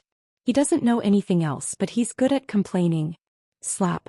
Almost at the same time, Feng Jin raised his hand to block Feng Gui's right hand. Wei Jingxian had already rushed forward and slapped her. Seeing this, Feng Jin felt helpless. This Madame Fengdu was indeed formidable. She could make his eldest brother, who had cultivated for more than 20 years, break down. He alone could only stop Feng Gui, but he couldn't stop his own wife. Even Feng Jin felt his face hurt when he saw Jingxian's slap. "What did you say just now?" Madame Feng rushed over, surrounded by servants. When she heard Madame Fengdu's words, she was so angry that she trembled. Could such a vicious woman really be the matriarch of the Feng family? She had chosen so many women, and the woman she chose was actually this kind of trash? As a mother-in-law, she could tolerate other minor problems. After a few years of careful treatment, she might still be able to be cured. But now, he was clearly rotten to the core. A matriarch not only had to have a good family background to be competent, but most importantly, she had to be educated and knowledgeable. Did she have that? Feng Yu was stopped by Feng Jin. He suppressed the anger that was surging in his heart. He said, "Send your first madam back to her room." Madame Fengdu was also speechless. She spat out all the resentment she usually had. She felt remorseful, but seeing Feng Gui's attitude, she thought that he was trying to protect her. Her trembling heart calmed down slightly. When she returned to her room, her weak legs finally felt like they were stepping on solid ground. She didn't realize that her two sons weren't sent back together. Instead, they were carried by servants to the back hall. Their fingernails were carefully cut, and their bodies were checked for internal injuries. Then they were sent to the main courtyard where Feng Ren and his wife lived.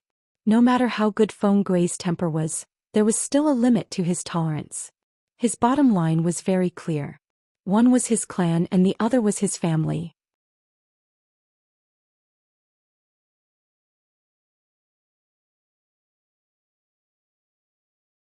He didn't mind Madame Fengdu's family background and appearance, but her manner of speech, upbringing and knowledge had to be up to standard.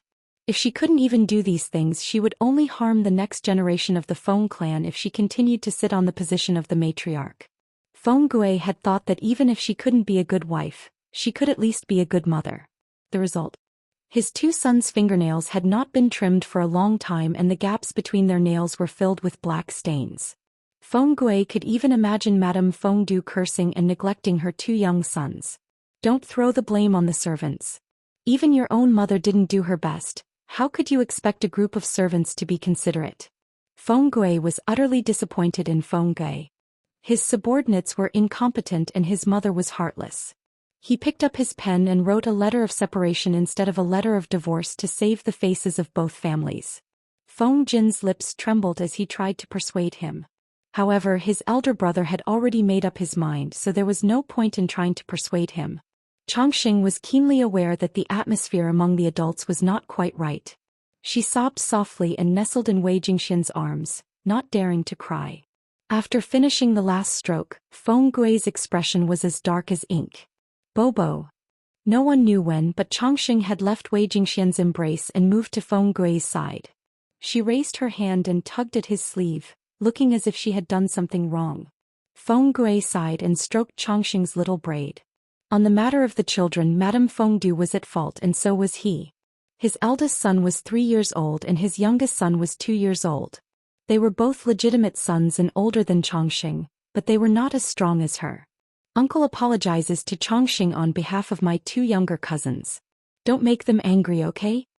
Feng Gui said gently. They are older than Xianxia, but they did not fulfill their duties as brothers.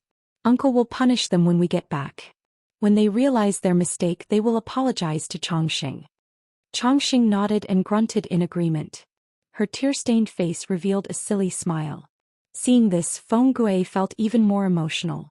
His younger sister-in-law was a good person, taking good care of the children and family. Feng Jin was rather worried, afraid that this matter would become a thorn in the side between the brothers. Madame Feng Du waited in the room for a long time until Feng Gui returned under the dim moonlight. Langjun. Thinking of what had happened, Madame Feng Du's confidence faltered. Feng Gui said, "Sit down, let's talk." Feng Gui was educated to respect his wife. As long as there were no accidents, the husband and wife would be bound together for life. For the sake of family harmony, adequate communication was very important. When they had just gotten married, he would often find time to talk to Madame Feng Du and get to know her better. But what happened in the end? Madame Feng Du ended the conversation the moment she opened her mouth. After a few times, Feng Gui, who was hot-headed, calmed down. The relationship between husband and wife was only superficial. Madame Feng Du sat opposite him, feeling uneasy. She secretly observed Feng Gui's expression as she apologized. Langjun, what happened today was indeed your servant's fault. Feng Gui said. Xianxia is at most 1.5 years old. As her eldest aunt, as an elder, you were not kind to the younger generation. Is there anything wrong with that? Madame Feng Du's face turned pale, as if it had been painted with a layer of white paint. Previously she was the one who ended the conversation. This time it was Feng Gui. Isn't this younger sister-in-law's fault for not raising her daughter well? Xianxia is young, but precisely because she is young she needs to be properly raised. Feng Gui said with a cold expression. By properly raised, you mean you instigated your son to bully her? Madame Feng Du widened her eyes in shock, looking frightened. Feng Gui laughed coldly and said, there's no such thing as an impenetrable wall in this world, not to mention the Feng residence where there are many mouths. As the wife of a noble family, you are not strict enough with your subordinates. The maidservants you bribed confessed everything with a little trick. It's been more than 4 years, why haven't you improved at all?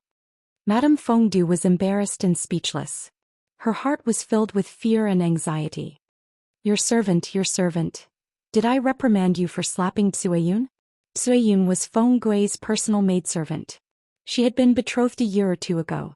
Because of her good looks, Madame Feng Du, who looked calm, was jealous of her and slapped her 20 times in public, almost killing her. At the mention of Cueyun, Madame Feng Du seemed to gain some confidence. Langjun did not reprimand me, but he did say a few words. Furthermore, was Langjuan's protection of that vixen fake? Feng Gui retorted, that was a maidservant who took care of me for a whole 15 years. People's hearts are made of flesh. Do you wish for me to be a cold-hearted and heartless person? She had already been betrothed to someone whom Feng Gui valued. There was no reason for Madame Fengdu to be jealous. Forget it, talking was too tiring. After chatting for a while they still ended up talking to each other. Feng Gui took out a bamboo tube from his sleeve. It was covered with incense. Take it. Madame Fengdu was stunned. She received it with trembling hands and opened it to take a look. She immediately collapsed to the ground, the pearls and jade on her head scattered all over the floor. You're tuning in to the Zhou Xian's Legacy YouTube channel. Don't forget to subscribe and join us on this journey to catch the most captivating stories.